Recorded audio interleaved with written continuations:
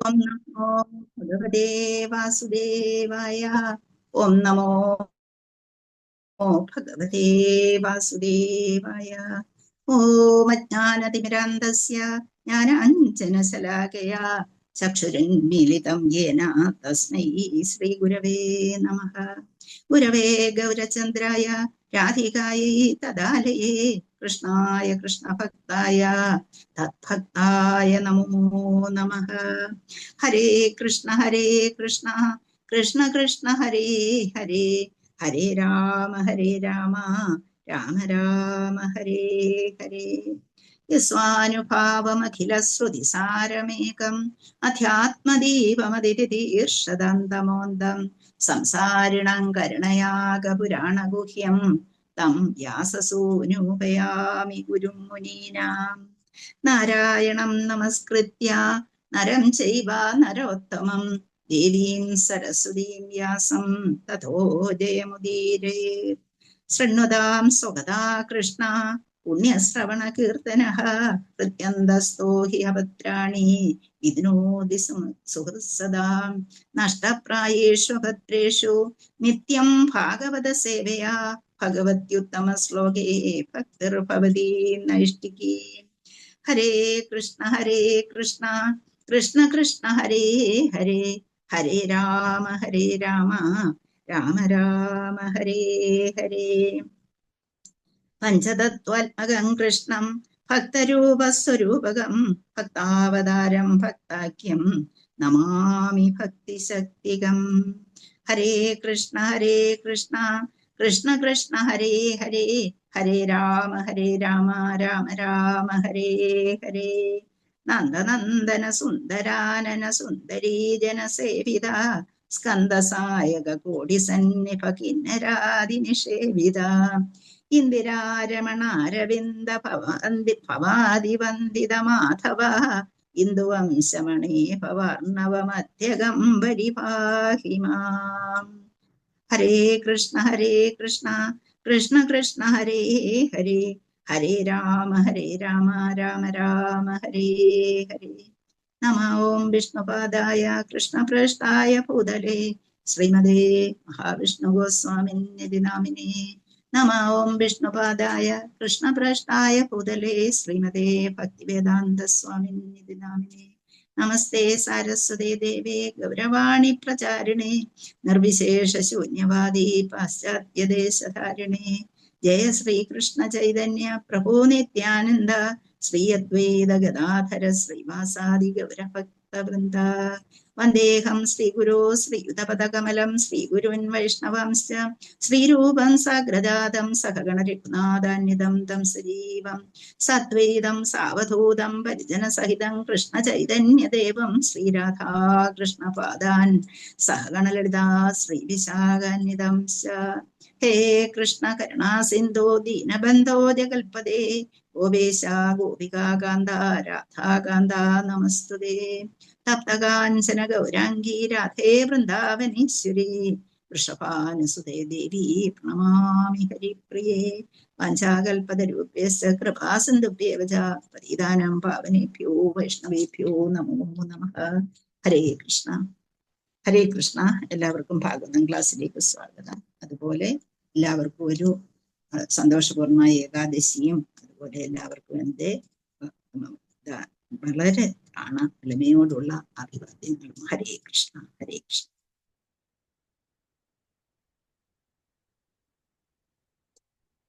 നമ്മളെ 27ാമത്തെ ശ്ലോകം എടുത്തുകൊണ്ടിരിക്കുകയായിരുന്നു അല്ലെ. ഹരേ കൃഷ്ണ.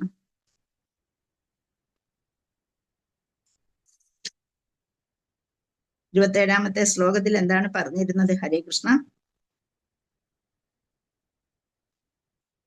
ഹരേ കൃഷ്ണ. മാതാജി സൻ പ്രഭുസ്. ഹരേ കൃഷ്ണ.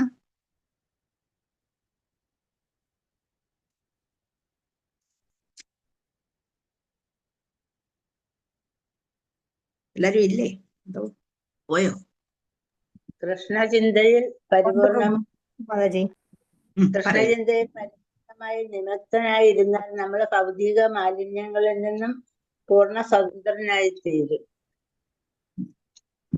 അതെ, ഭഗവാനിൽ തന്നെ ഭഗവാനിൽ തന്നെ നമ്മുടെ മനസ്സിനെ ഉറപ്പിച്ചു വെക്കാൻ നമുക്ക് കഴിഞ്ഞാൽ ഭൗതിക ചിന്തയിൽ നിന്ന് നമുക്ക് വിമുക്തനാകാൻ കഴിയും. അപ്പോഴങ്ങനെ പരമദിവ്യോത്തമ കൃഷ്ണനായ ഗോവിന്ദൻ ഭഗവാൻ അർജുനനെ ഉപദേശിച്ചു കൊടുത്ത ആ ഉപദേശങ്ങളിലേക്ക് അദ്ദേഹം വരുന്നു. കാരണം അദ്ദേഹം കുറച്ച് സമയത്തേക്ക് എന്തു പറ്റി അദ്ദേഹത്തിന് കഴിഞ്ഞ് ഭഗവാൻ പോയല്ലോ എന്നുള്ള ആ ചിന്തയിൽ മനസ്സ് ആകുലമായി തീർന്നു. ജ്യേഷ്ഠൻ ചോദിച്ച കാര്യങ്ങൾക്ക് ഉത്തരവൊന്നും പറയാൻ കഴിയാത്ത വിധത്തിൽ അദ്ദേഹം മനസാന്നിധ്യം നഷ്ടപ്പെട്ടിരുന്നു. പക്ഷേ കുറച്ച് കഴിഞ്ഞപ്പോൾ ജ്യേഷ്ഠൻ ചോദിച്ച എല്ലാ ക്വസ്റ്റ്യൻസിനും ആൻസർ പറഞ്ഞു. പക്ഷേ അതെല്ലാം വളരെയധികം ഒരു വേദനയോടുകൂടിയ ഒരു രീതിയിലാണ് അദ്ദേഹം പ്രതികരിച്ചത്. അപ്പൊ ഇതിപ്പോൾ കുറച്ച് കഴിഞ്ഞപ്പോൾ അദ്ദേഹം തന്നെ തിരിച്ചു കൊണ്ടുവരികയാണ്. ഭഗവാന്റെ കൂടെ ആയിരുന്നു ഞാൻ ഇത്ര നാളും. ഭഗവാന്റെ കൂടെ നിന്നിട്ട് ഭഗവാൻ പറഞ്ഞ കാര്യങ്ങളെല്ലാം ഞാൻ കേട്ടു. പക്ഷെ എന്താണ് എൻ്റെ മനസ്സ് ഇങ്ങനെ വേവലാതിപ്പെട്ടത് എന്നുള്ള ചിന്ത അദ്ദേഹത്തിലേക്ക് നമുക്കും ചിലപ്പോൾ ഉണ്ടാകും, അല്ലെ? നമ്മളും ഒരു ഭഗവത്ഗീത വായിക്കുന്നുണ്ട്, ഭാഗവതം വായിക്കുന്നുണ്ട്, ഒരുപാട് ശ്ലോകങ്ങൾ പറയുന്നുണ്ട്, ഹരേ കൃഷ്ണ 16 റൗണ്ട് പറയുന്നുണ്ട്, ഭഗവാനെ ആ പ്രസാദം നിവേദിക്കുന്നുണ്ട്, എല്ലാ വിധത്തിലുള്ള കാര്യങ്ങളും നമ്മൾ ചെയ്യാൻ ശ്രമിക്കുന്നുണ്ട്. പക്ഷേ ചെയ്ത് ശ്രമിച്ചാലും ചില സമയത്ത് നമുക്ക് മനസാന്നിധ്യം നഷ്ടപ്പെടാറുണ്ട്. അങ്ങനെ മനസാന്നിധ്യം നഷ്ടപ്പെടുന്ന കുറച്ച് കഴിയുമ്പോഴാണ് നമ്മൾ ഓർക്കുന്നത്, അയ്യോ ഒന്നുകിൽ ഞാൻ ദേഷ്യപ്പെട്ടു പോയല്ലോ, അല്ലെങ്കിൽ ഞാൻ ഇങ്ങനെ ചെയ്തു പോയല്ലോ, എൻ്റെ മനസ്സ് ആവശ്യമില്ലാതെ വറീഡായല്ലോ, അല്ലെങ്കിൽ മറ്റുള്ളവരോട് ശരിക്ക് അനുസരിച്ച് പറഞ്ഞു കൊടുക്കാൻ കഴിഞ്ഞില്ലല്ലോ. ഈ രീതിയിലുള്ള കാര്യങ്ങൾ നമ്മുടെ മനസ്സിനെ ബാധിക്കുന്നു. അതുപോലെ പക്ഷേ നമ്മുടെ സ്ഥാനത്തല്ല അർജുനൻ എന്ന് നമ്മൾ മനസ്സിലാക്കുക. പിന്നെ അർജുനനെ എല്ലാ കാര്യങ്ങളും അറിയാമെങ്കിലും നമ്മുടെ രീതിയിലേക്ക് അർജുനനെ ഇവിടെ കൊണ്ടുവന്നു. എന്തുകൊണ്ട്? നമ്മൾ ഓരോരുത്തരും അങ്ങനെ അങ്ങനെ ആണ് നമ്മുടെ മനസ്സെങ്കിലും നമുക്കതിനെ മാറ്റിയെടുത്തിട്ട് ഭഗവാന്റെ കാര്യങ്ങൾ, ഭഗവാൻ ഭഗവത്ഗീതയിൽ കൂടി 700 ശ്ലോകങ്ങൾ 754 ശ്ലോകങ്ങളും ഭഗവാന്റേതാണ്. അപ്പൊ ഭഗവാൻ പറഞ്ഞു തന്നിട്ടുണ്ട് 654 ശ്ലോകങ്ങളും ഭഗവാന്റേതാണ്. അപ്പൊ അത്രയും ശ്ലോകങ്ങളിൽ പറഞ്ഞു തന്നിട്ടുള്ള കാര്യങ്ങളെ കുറിച്ച് അതിൽ എന്തെങ്കിലും ഒരു ശ്ലോകം നമ്മുടെ മനസ്സിലേക്ക് വരുമ്പോൾ നമ്മൾ മാറും, നമ്മുടെ മനസ്സ് മാറ്റിയെടുക്കാൻ നമുക്ക് കഴിയുമെന്നാണ് പറയുന്നത്. അപ്പൊ ഇവിടെ പറയുന്നു, പരമകൃഷ്ണനായ ഭഗവാൻ ഗോവിന്ദൻ എനിക്ക് തന്ന ആ ഉപദേശങ്ങൾ ഞാൻ ആകർഷിതനായിരിക്കുന്നു. അപ്പൊ അതേ കാരണവും പറഞ്ഞു തന്നിട്ടുണ്ട്. കാലദേശങ്ങളുടെ ഏത് പരിതസ്ഥിതിയിലും വേവുന്ന ഹൃദയത്തിന് സ്വാതന്ത്ര്യം നൽകുന്നവയാണവ. എല്ലാ ക്ലേശങ്ങളെയും വിമുക്തമാക്കുന്ന ഉപദേശങ്ങളാൽ പൂരിതവും ആണ് അതെന്ന് പറഞ്ഞിരിക്കുന്നു. അപ്പൊ നമ്മളിത് തുടങ്ങിയിരുന്നു, അല്ലേ? അപ്പൊ അങ്ങനെ ശ്ലോകം ഭഗവത്ഗീതയിൽ പറഞ്ഞിട്ടുള്ള എല്ലാ ശ്ലോകങ്ങളെ കുറിച്ചുള്ള ആ ശ്ലോകങ്ങളെല്ലാം ഓർക്കുകയാണ്. അപ്പൊ അയ്യോ, ഭഗവാൻ ഭഗവാൻ എനിക്ക് പറഞ്ഞു തന്നിട്ടാണല്ലോ പോയത്. എന്താണ്? ആത്മാവിനെ വിവേചിച്ചറിഞ്ഞ് ഈ ശരീരത്തിൽ നിന്ന് ആത്മാവിനും ശരീരവും തമ്മിലുള്ള വ്യത്യാസത്തെ കുറിച്ച് എന്നുവെച്ചാൽ 2nd ചാപ്റ്റർ എടുത്തു കഴിഞ്ഞാൽ അതേ ഉള്ളതിനകത്ത്, അല്ലെ? അപ്പൊ അത്രമാത്രം കാര്യങ്ങൾ എനിക്ക് പറഞ്ഞു തന്നിട്ടാണ് പോയത്. അപ്പൊ ഇന്ന സാഹചര്യത്തിൽ എന്ത് ചെയ്യണം, ആ സാഹചര്യത്തിൽ ഞാൻ എങ്ങനെ പെരുമാറണം, ഇതെല്ലാം പറഞ്ഞു തന്നിട്ടുണ്ട്. അപ്പൊ അതുകൊണ്ട് ഞാൻ അങ്ങനെയാകാൻ പാടില്ല എന്നുള്ള രീതിയിൽ ഇവിടെ പറയുന്നു. അതുപോലെ ഈ പരമദിവ്യോത്തമ കൃഷ്ണനായ ശ്രീകൃഷ്ണ ഭഗവാനാൽ ഉപദേശിക്കപ്പെട്ടതാണ് ഭഗവത്ഗീതയെന്നും അതെനിക്ക് യുദ്ധഭൂമിയിൽ വെച്ച് പറഞ്ഞു തന്നെ എന്നെ പ്രാപ്തനാക്കി മാറ്റുകയും ചെയ്തിരുന്നു എന്നും, അപ്പൊ സർവ്വവേദങ്ങളുടെയും സാരാംശം അതിലുണ്ട് എന്നും, ഇപ്പൊ ഉപനിഷത്ത്, പുരാണങ്ങള്, വേദാന്തങ്ങള്, വേദാന്ത സൂത്രങ്ങൾ, വേദങ്ങൾ, ഇതൊക്കെ നമ്മള് പഠിക്കുന്നതിന് തുല്യമായിട്ട് നമുക്ക് ഭഗവത്ഗീത പഠിച്ചു കഴിഞ്ഞാൽ, കാരണം ഭഗവാന്റെ വാക്കുകളാണ്, അതിന്റെ എല്ലാം അത്യുച്ഛ സ്ഥായിയായിട്ടുള്ള കാര്യങ്ങൾ എല്ലാം അതിൽ പറഞ്ഞു തന്നിട്ടുണ്ട്. അപ്പൊ അത് വായിച്ചു കഴിഞ്ഞാൽ ഇതുപോലെ അർജുനന്റെ രീതിയിലേക്ക് എന്ന് വെച്ചാൽ അർജുനൻ വളരെ വിഷണ്ണനായി കാണപ്പെട്ടു. നമ്മളും അതേ രീതിയിലേക്ക് വരുമ്പോൾ നമ്മുടെ മനസ്സിനെ സ്വാന്തനപ്പെടുത്താൻ, നമ്മുടെ മനസ്സിന് സമാധാനം കിട്ടുവാൻ, പക്ഷെ നമ്മളും വളരെയധികം നമ്മുടെ ആ ഭാവം കൊണ്ട് നമ്മൾ ആ സത്വരജ തമോ ഗുണങ്ങൾ നമ്മളിൽ വർത്തിക്കുകയാണ് എപ്പോഴും, അല്ലെ? അപ്പൊ അങ്ങനെ എപ്പോഴാണോ നമുക്ക് സത്വഗുണം വരും നമ്മൾ ശാന്തരായി തീരും. രജോ ഗുണം വരുമ്പോഴത്തേക്ക് നമ്മൾ അങ്ങ് റൈസ് ചെയ്യും, അല്ലെ? അതുപോലെ തമോ ഗുണം വരുമ്പോഴത്തേക്ക് നമ്മൾ മൂഢന്മാരായി മാറും. അപ്പൊ ഇത് മൂന്നിലും നമ്മൾ എന്താണ്, അപ്പൊ നമ്മൾ അത് കഴിയുമ്പോഴാണ് നമ്മൾ ഓർക്കുന്നത്. അപ്പൊ ഭഗവാന്റെ ആ ഉപദേശങ്ങളെ കുറിച്ച് ഇവിടെ പറയാണ്. ഭഗവത്ഗീത ഉപദേശങ്ങൾ ഇവിടെ മഹാഭാരതത്തിൽ ഉണ്ട് എന്നും അത് ആ യുദ്ധഭൂമിയിൽ വെച്ച് അർജുനന്റെ മനസ്സിലുള്ള എല്ലാ സന്ദേഹങ്ങളും കുഴപ്പങ്ങളും അത് ദൂരീകരിക്കപ്പെട്ടതാണ് എന്നുമൊക്കെ നമ്മുടെ ശ്രീല പ്രഭുപാദർ ഇതിനകത്ത് വ്യക്തമായി പറഞ്ഞു തന്നിട്ടുണ്ട്. അപ്പൊ ഭഗവാൻ പോയതിനു ശേഷം താൻ പ്രാപ്തമാക്കിയ ശക്തിയും ഔന്നത്യവും പരാജയപ്പെടുന്നത് മുഖാമുഖം ദർശിച്ച അർജുനൻ ഉത്കണ്ഠാകുലരായ എല്ലാവരെയും അഭ്യസിപ്പിക്കുവാൻ ഈ ഭഗവത്ഗീതോപദേശങ്ങളെ അഥവാ മഹാബോധനങ്ങളെ വീണ്ടും സ്മരിച്ചു. അപ്പം അവിടെ നോക്കൂ, അപ്പം യഥാർത്ഥത്തിൽ അതാണ് അവിടെ പ്രത്യേകമായി പറയുന്നത്. അപ്പൊ കഴിഞ്ഞുപോയ കാര്യങ്ങൾ ഞാൻ കുറച്ച് സമയത്തേക്ക് ഇങ്ങനെ ആയിരുന്നു, കുറച്ച് സമയം ഞാൻ മാറിപ്പോയി, ഭഗവത്ഗീതയിൽ നിന്ന് എന്റെ മനസ്സ് മാറിപ്പോയി, അല്ലെങ്കിൽ ഭഗവാനിൽ നിന്ന് എന്റെ മനസ്സ് മാറിപ്പോയി. പക്ഷേ നമ്മളൊന്ന് ഓർക്കണം, അത്രയും സമയം അർജുനൻ ഭഗവാനെ തന്നെ സ്മരിക്കുകയായിരുന്നു. ഓരോ മിനിറ്റിലും തനിക്ക് യുദ്ധത്തിൽ സംഭവിച്ച കാര്യങ്ങളെ കുറിച്ച് ഓർക്കുകയായിരുന്നു. നമ്മളാണെങ്കിൽ വേറെ എന്തെങ്കിലും ആയിരിക്കും, ഭൗതികതയിലായിരിക്കും നമ്മുടെ മനസ്സ്, അല്ലെ? അപ്പൊ അങ്ങനെ ഇവിടെ അർജുനൻ അതിൽ നിന്നെല്ലാം മാറി, അപ്പൊ എല്ലാവിധ മാനസികതകളിൽ നിന്നും മാറി, അതുപോലെ തന്നെ എന്താണ് ഒരുവനെ പുറത്തു വരുത്താനുള്ള എന്ന് വെച്ചാൽ ഈ വിഷമങ്ങളിൽ നിന്നെല്ലാം, ഉത്കണ്ഠയിൽ നിന്നെല്ലാം പുറത്തു കൊണ്ടുവരാനുള്ള ഉപദേശം, അതാണ് ഭഗവത്ഗീതയിൽ നിന്ന് നമുക്ക് കിട്ടുന്നത്. അതുകൊണ്ട് നമുക്ക് ഭഗവത്ഗീതയിലെ ഓരോ ശ്ലോകങ്ങളും നമുക്ക് എത്രമാത്രം വിലപ്പെട്ടതാണ് എന്ന് നമ്മൾ മനസ്സിലാക്കണം. അപ്പം കരുണാർദ്രനാണ് ഭഗവാൻ എന്നും അദ്ദേഹം അദൃശ്യനായി നിൽക്കുകയാണെങ്കിൽ പോലും നമ്മൾ 1625 പഠിച്ചു. അതിന്റെ 1:6:25 ആ ശ്ലോകത്തിൽ നമുക്ക് പറഞ്ഞു തരുന്നുണ്ട് എന്താണ്, എന്തെല്ലാം പ്രശ്നങ്ങളുടെയും ഭഗവാന്റെ മുഖത്ത് നിന്ന് വന്നിരിക്കുന്നതാണ് ഈ വാക്കുകളെല്ലാം തന്നെ. വേദങ്ങളാണെങ്കിലും പുരാണങ്ങളാണെങ്കിലും ഉപനിഷത്തുക്കളാണെങ്കിലും എല്ലാം ഭഗവാന്റെ മുഖത്ത് നിന്ന് വരുന്നതാണ് എന്നും അതിന്റെ സാരാംശമായിട്ട് പിന്നീട് ഭഗവത്ഗീത തന്നിട്ടുണ്ടെന്നും ആ 1:6:25 പാസ്പോർട്ട് എടുത്ത് നോക്കിയാൽ അറിയാം. നമ്മൾ ഭഗവാനെ കാണുന്നതിന് തുല്യമാണ്. ആർക്ക് പറഞ്ഞു കൊടുക്കുകയാണത്? 1625 ആരുടെ ആയിരിക്കും? ആർക്കെങ്കിലും ഓർമ്മയുണ്ടോ? ആർക്ക് പറഞ്ഞു കൊടുക്കുന്നതാണ് 1625? നിങ്ങൾക്ക് ആർക്കും ഓർമ്മയില്ല. അപ്പൊ അത് എന്താണ്? നാരദര് പറയുകയാണ്, അല്ലെ? നാരദരോട് ഭഗവാൻ പറഞ്ഞു കൊടുക്കുകയാണ്, എന്നെ കണ്ടത് എന്ന് വെച്ചാൽ നിമിഷ നേരത്തേക്ക് മാത്രമാണെങ്കിൽ പോലും നീ അത് നിനക്ക് തുടർന്ന് കാണാൻ കഴിയാത്തതിൽ നിനക്ക് വലിയ വിഷമമുണ്ട്. കാര്യമൊക്കെ ശരി, പക്ഷെ ഈ ജന്മത്തിൽ നിനക്കതിന് അർഹതയില്ല. അതുകൊണ്ട് നീ എന്ത് ചെയ്യണം? നീ എന്റെ വാക്കുകളെ സ്മരിക്കുക. എന്താണ്? ഭഗവത്ഗീതയും ഭാഗവതവും പുരാണങ്ങളും എല്ലാം എന്റെ മുഖത്ത് നിന്ന് വന്നിട്ടുള്ളതാണ്. അതിനെ നീ ഓർത്താൽ മതി, എന്നെ കാണുന്നതിന് തുല്യമാണ്. എന്റെ പാസ്പോർട്ടിൽ ശ്രീല പ്രഭുപാദര് എഴുതിയിട്ടുണ്ട്. അപ്പൊ അങ്ങനെ ഭഗവത്ഗീത എന്ന് പറയുന്നത് ഭഗവാന്റെ ശബ്ദാവതാരമാണ് എന്ന് നമ്മൾ മനസ്സിലാക്കുക. അത് പ്രത്യേകം നമ്മുടെ മനസ്സിൽ എപ്പോഴും ഉണ്ടായിരിക്കുക എന്ന് പറഞ്ഞു തന്നു. ഇനി ഭഗവത്ഗീതയിൽ എന്തെല്ലാമാണ് പറഞ്ഞിരിക്കുന്നത്? ഭഗവത്ഗീതയിൽ 5 സബ്ജക്റ്റിനെ കുറിച്ച് പറഞ്ഞിട്ടുണ്ട്. എന്തൊക്കെയാണ്? ആരെങ്കിലും ഒന്ന് പറയും. ഹരേ കൃഷ്ണ. ആത്മാവ്, പ്രകൃതി, കാലം, കർമ്മം, പരമാത്മാവ്.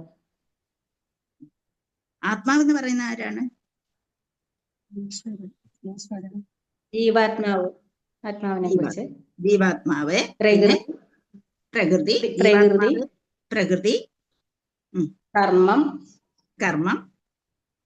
കാലം, പരമാത്മാവ്.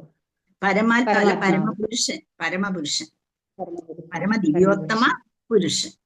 അതെ, പരമപുരുഷനായ ഭഗവാനെ, ജീവാത്മാവ്, പ്രകൃതി, കാലദേശങ്ങൾ, കർമ്മം. താങ്ക് യു മാതാജി. ഹരേ കൃഷ്ണ. അപ്പൊ ഈ 5 പ്രധാന ഘടകങ്ങളെ കുറിച്ചാണ് ഭഗവത്ഗീത നമുക്ക് തന്നിട്ടുള്ളത്. അപ്പം അവിടെ ജീവസത്തയും ഭൗതിക പ്രകൃതിയും പരമപുരുഷന്റെ ശക്തിയാണ് എന്ന് നമ്മൾ എപ്പോഴും പറയും, അല്ലെ? ഒരുപോലെ തന്നെ ഭഗവാന്റെ 3 പ്രധാന ശക്തികൾ ഏതൊക്കെയാണ്? 3 പ്രധാന 16 നമ്മൾ പഠിച്ചു. അതിൽ 3 ഏതൊക്കെയാ? അന്തരംഗശക്തി, ബഹിരംഗശക്തി, പരസ്പരശക്തി. അത് 3 പ്രധാനമായിട്ട് 3. അത് മറ്റേത് അപ്രധാനമാണെന്നല്ല, 16 ശക്തികളും ഒരുപോലെ പ്രധാനപ്പെട്ടത് തന്നെയാണ്, അല്ലെ? ഇത് കൂടുതൽ നമ്മൾ ഈ പ്രപഞ്ചത്തിലേക്ക് കൂടുതൽ പ്രയോജനപ്രദമായിട്ടുള്ളതാണ്. അപ്പം ജീവസത്തെയും ഭൗതിക പ്രകൃതിയും പരമപുരുഷന്റെ ശക്തിയാണ്. അത് ഒരുപോലെ പ്രധാനമുള്ള ശക്തികളാണ്. പക്ഷേ അവ തമ്മിൽ വ്യത്യാസമുണ്ട്. എന്താണ് അവ തമ്മിലുള്ള വ്യത്യാസം? ആർക്കെങ്കിലും ഒന്ന് പറയാമോ? കൃഷ്ണ, ഒന്ന് ഉത്കൃഷ്ട ശക്തിയും ഒന്ന് അധമശക്തിയും. ഒന്ന് എന്താണ്? ജീവൻ എന്ന് പറയുന്നത് ജീവസത്ത, ഉത്കൃഷ്ട ശക്തി, ഭൗതിക പ്രകൃതി, അധമശക്തി. ഭൗതിക പ്രകൃതി, അധമശക്തി, ജീവസത്ത, ഉത്കൃഷ്ട ശക്തി. അപ്പം ജീവൻ പ്രജ്ഞയാണ്, ഭൗതിക പ്രകൃതിയിൽ പ്രജ്ഞയില്ല എന്നാണ് അതിൽ പ്രത്യേകമായിട്ട് നമ്മൾ. ജീവൻ എന്ന് പറയുന്നത് ആ ഒരു ഇപ്പം പ്രഭുജി പറഞ്ഞതുപോലെ ഉത്കൃഷ്ട ശക്തി തന്നെ ആണ്. അത് പ്രജ്ഞയാണ്. പക്ഷെ മറ്റേതിൽ പ്രജ്ഞയില്ല എന്നുള്ളതാണ് നമ്മൾ മനസ്സിലാക്കേണ്ടത്. അപ്പം ജീവപ്രകൃതി എന്ന് പറയുന്നത് ശ്രേഷ്ഠമായിട്ടുള്ളതാണ്. അതിനെ ക്വാളിറ്റേറ്റീവായിട്ട് നോക്കുമ്പോൾ നമ്മൾ അത് പഠിച്ചിട്ടുണ്ട് അല്ലെ? ക്വാളിറ്റേറ്റീവ് എന്താണെന്ന് നമുക്കറിയാം. എന്താണ്? ഒരു സമുദ്രതീരത്ത് എന്നിട്ട് ഒരു ഗ്ലാസ് വെള്ളം എടുത്തിട്ട് അല്ലെങ്കിൽ ആ സമുദ്രത്തിലെ ജലത്തോട് നമ്മൾ താരതമ്യപ്പെടുത്തിയാൽ ഗുണപരമായി രണ്ട് സെയിം ആയിരിക്കും. എന്നാൽ ക്വാണ്ടിറ്റേറ്റീവായിട്ട് നോക്കുമ്പോൾ അളവിൽ ഒരു ഗ്ലാസ് വെള്ളം എവിടെ നിൽക്കുന്നു, ഒരു സമുദ്രത്തിലെ ജലം എവിടെ നിൽക്കുന്നു, ആ ഡിഫറൻസ് ഇതൊക്കെ നമ്മൾ പഠിച്ചിട്ടുള്ളതാണ് അല്ലെ? സ്വർണവും സ്വർണ്ണഖനിയും ഒക്കെ. അപ്പൊ അങ്ങനെ ക്വാളിറ്റേറ്റീവായിട്ട് ഭഗവാനോട് സമാനം ആണ് എന്ന് പറയാൻ പറ്റില്ല എന്ന് വളരെ. ജീവപ്രകൃതി എന്ന് പറയുന്നത് ശ്രേഷ്ഠം തന്നെയാണ്, ക്വാളിറ്റേറ്റീവായിട്ടുണ്ട് സെയിം ആണ്. പക്ഷേ ഭഗവാനോട് സമാനമാണ് എന്ന് പറയാൻ പറ്റില്ല. എന്തുകൊണ്ട്? ക്വാണ്ടിറ്റേറ്റീവായിട്ട് വ്യത്യാസമുള്ളത് കൊണ്ട്. അപ്പം ഭഗവാനെ പരമപ്രജ്ഞ എന്ന് പറയുന്നു. അപ്പൊ നമ്മൾ 13ാം ചാപ്റ്റർ ഭഗവത്ഗീത പഠിച്ചിട്ട് എല്ലാവരും വായിച്ചല്ലോ. അപ്പൊ അതിൽ പ്രത്യേകിച്ച് ഭഗവാനും അതുപോലെ പരമകൃഷ്ണനായ ക്ഷേത്രജ്ഞനെ കുറിച്ച് വ്യക്തമായിട്ട് പറഞ്ഞു തരുന്നുണ്ട്. നമ്മളും ക്ഷേത്രജ്ഞനാണ്. എന്തിന്റെ? നമ്മുടെ ശരീരത്തിന്റെ. ഭഗവാൻ എല്ലാ ശരീരങ്ങളുടെയും ക്ഷേത്രജ്ഞനാണ് എന്ന് രണ്ടും തമ്മിലുള്ള വ്യത്യാസം പറയുന്നുണ്ട്. അപ്പം പിന്നെ ജീവസത്തയ്ക്കാണെങ്കിലോ വിസ്മൃതി എളുപ്പം ഉണ്ടാകുന്നു. എന്നുവെച്ചാൽ എപ്പോഴും ഭഗവാന്റെ കൂടെ നടന്നിരുന്ന ആളാണ് അർജുനൻ അല്ലെ? ഏത് സമയത്തും എപ്പോഴും ഭഗവാനെ എടാപോടാ വിളിച്ചു കൂടെ നടക്കാൻ പോലും ഉണ്ടായിരുന്ന കഴിവുണ്ടായിരുന്ന ആളായിരുന്നു. എപ്പോഴും ഉണ്ടായിരുന്നു. എപ്പോഴും അർജുനൻ തന്നെ പറയുന്നുണ്ട്, ഞാൻ ഏതെല്ലാം സമയത്താണ് യാതൊരു ഇതും കൂടാതെ, യാതൊരു റെസ്പെക്റ്റും കൂടാതെ എങ്ങനെയൊക്കെയാണ് അങ്ങയോട് പെരുമാറിയിട്ടുള്ളത് അല്ലെ? അപ്പൊ അതുപോലെ അപ്പം അർജുനന് പോലും വിസ്മൃതി ഉണ്ടായി. അതാണ് നമ്മൾ മനസ്സിലാക്കേണ്ടത്. അപ്പൊ ഇവിടെ ജീവസത്ത എന്ന് പറഞ്ഞാൽ വിസ്മൃതി ഉണ്ടാകുന്നു. അതുപോലെ ഒരു ശരീരം വിട്ട് മറ്റൊന്നിലേക്ക് നമ്മുടെ കർമ്മം അനുസരിച്ച് കൂടുമാറുന്നു എന്ന് നമ്മൾ മനസ്സിലാക്കണം. നമ്മുടെ ഭഗവാൻ വരുന്നു എങ്കിൽ ഭഗവാൻ എങ്ങനെയാണ് വരുന്നത്? ഇച്ഛയാലാണ് ഭഗവാൻ വരുന്നത്. ഇത് എന്താണ്? ശരീരം വിട്ട് മറ്റൊന്നിലേക്ക് കൂടുമാറുന്നത് നമ്മുടെ കർമ്മങ്ങൾക്ക് അനുസരിച്ചാണ്. അപ്പൊ അത് മാറുമ്പോൾ നമ്മുടെ കർമ്മം അനുസരിച്ച് പ്രതിപ്രവർത്തനവും പ്രവർത്തനവും ഒക്കെ നമ്മളിൽ ഉണ്ടാകുന്നു. അപ്പൊ നമ്മൾ ഇതെല്ലാം ഭഗവത്ഗീതയിൽ കാണാൻ. ദേഹിനോസ്മിൻ യഥാദേഹേ കൗമാരേ യൗവനഞ്ജരാ തഥാ ദേഹാന്തര പ്രാപ്തൃതൈരസ്തത്ര നമുഹ്യതി എന്നും പറഞ്ഞ് എത്ര ശ്ലോകങ്ങളാണ് ഭഗവാൻ പറഞ്ഞിട്ടുള്ളത്. അവ്യക്താദീനി ഭൂതാനി വ്യക്തമധ്യാനി ഭാരത. അങ്ങനെ ആ ശ്ലോകങ്ങളിൽ കൂടിയെല്ലാം നമുക്കിത് മനസ്സിലാകും. അതുപോലെ ഭഗവാൻ പറയുന്നുണ്ട്, മയാധ്യക്ഷേണ പ്രകൃതി സൂയതേസ ചരാചരം ഹേതുനാനേന കൗന്ദേയ ജഗത് വിപരിവർത്തതേ. അപ്പം എന്റെ അധ്യക്ഷതയിലാണ് പ്രകൃതി. എല്ലാവരും പറയും പ്രകൃതിയാണ് സർവവും, പ്രകൃതിയാണ് സർവവും എന്ന് പറയും. ശരിയാണ്. എങ്ങനെ പ്രകൃതി സർവവുമാകുന്നു? ഭഗവാന്റെ അധ്യക്ഷതയിൽ. മയാധ്യക്ഷേണ പ്രകൃതി. അപ്പൊ അങ്ങനെ ഞാൻ കൊടുത്തിട്ടുള്ള ശക്തിക്കനുസരിച്ച് പ്രകൃതി അതിൻ്റെതായിട്ടുള്ള എല്ലാ കാര്യങ്ങളും ചെയ്യുന്നു. ശിക്ഷിക്കേണ്ടടുത്ത് ശിക്ഷിക്കുന്നു, രക്ഷിക്കേണ്ടടുത്ത് രക്ഷിക്കുന്നു, മറ്റുള്ളവരെ ബോധപൂർവം നല്ലതാക്കി മാറ്റേണ്ടടുത്ത് നല്ലതാക്കുന്നു, ചീത്തയാക്കേണ്ടടുത്ത് അഥവാ എന്ന് വെച്ചാൽ ചീത്തയാക്കുക മീൻസ് ഏത് രീതിയിലാണ്? ഭൗതിക പ്രകൃതിയിലേക്ക് തള്ളിവിടേണ്ടടുത്ത് തള്ളിവിടുകയും ചെയ്യുന്നു വെച്ചാൽ നമ്മുടെ കർമ്മങ്ങൾക്കനുസരിച്ച് ഇതെല്ലാം നമ്മൾക്ക് സംഭവിക്കുന്നു. അപ്പം ഭഗവാൻ ഇവിടെ വന്നു, ഭഗവാൻ ഇവിടെ ജീവിച്ചു. നമ്മളെപ്പോലെ ഒരാളായിട്ട് കാണുന്നവരാണ് കൂടുതൽ ആൾക്കാർ. നമുക്കറിയാം, ആദ്യം 3 വർഷം ഏകദേശം 4 മാസവും അദ്ദേഹം മഹാവനത്തിൽ ഗോകുലത്തിൽ നന്ദഭവനത്തിൽ കൊച്ചുകുട്ടിയായി കഴിഞ്ഞു. അത് കഴിഞ്ഞ് കുറെ വർഷം 6 വർഷവും 8 മാസവും വരെ അദ്ദേഹം വൃന്ദാവനത്തിൽ അങ്ങനെ പൗഗണ്ഡ സ്റ്റേജ് കഴിച്ചുകൂട്ടി. അത് കഴിഞ്ഞ് 10 വർഷം വരെ നന്ദഗാവത്തിൽ അദ്ദേഹം കഴിച്ചുകൂട്ടി. അത് കഴിഞ്ഞ് ഏകദേശം 10 വർഷം കഴിഞ്ഞ് 7 മാസവും 11 ദിവസവും ആയപ്പോഴത്തേക്ക് അദ്ദേഹം എങ്ങോട്ട് പോയി? അദ്ദേഹം മധുരയ്ക്ക് പോവുകയും ചെയ്തു. അങ്ങനെ 14 ദിവസം കഴിഞ്ഞപ്പോഴത്തേക്ക് അദ്ദേഹം കംസനെ വധിക്കുകയും ചെയ്തു. അങ്ങനെ ഒരു ചെറിയ, നമ്മൾ നോക്കുമ്പോൾ ചെറിയ കാലയളവാണ്.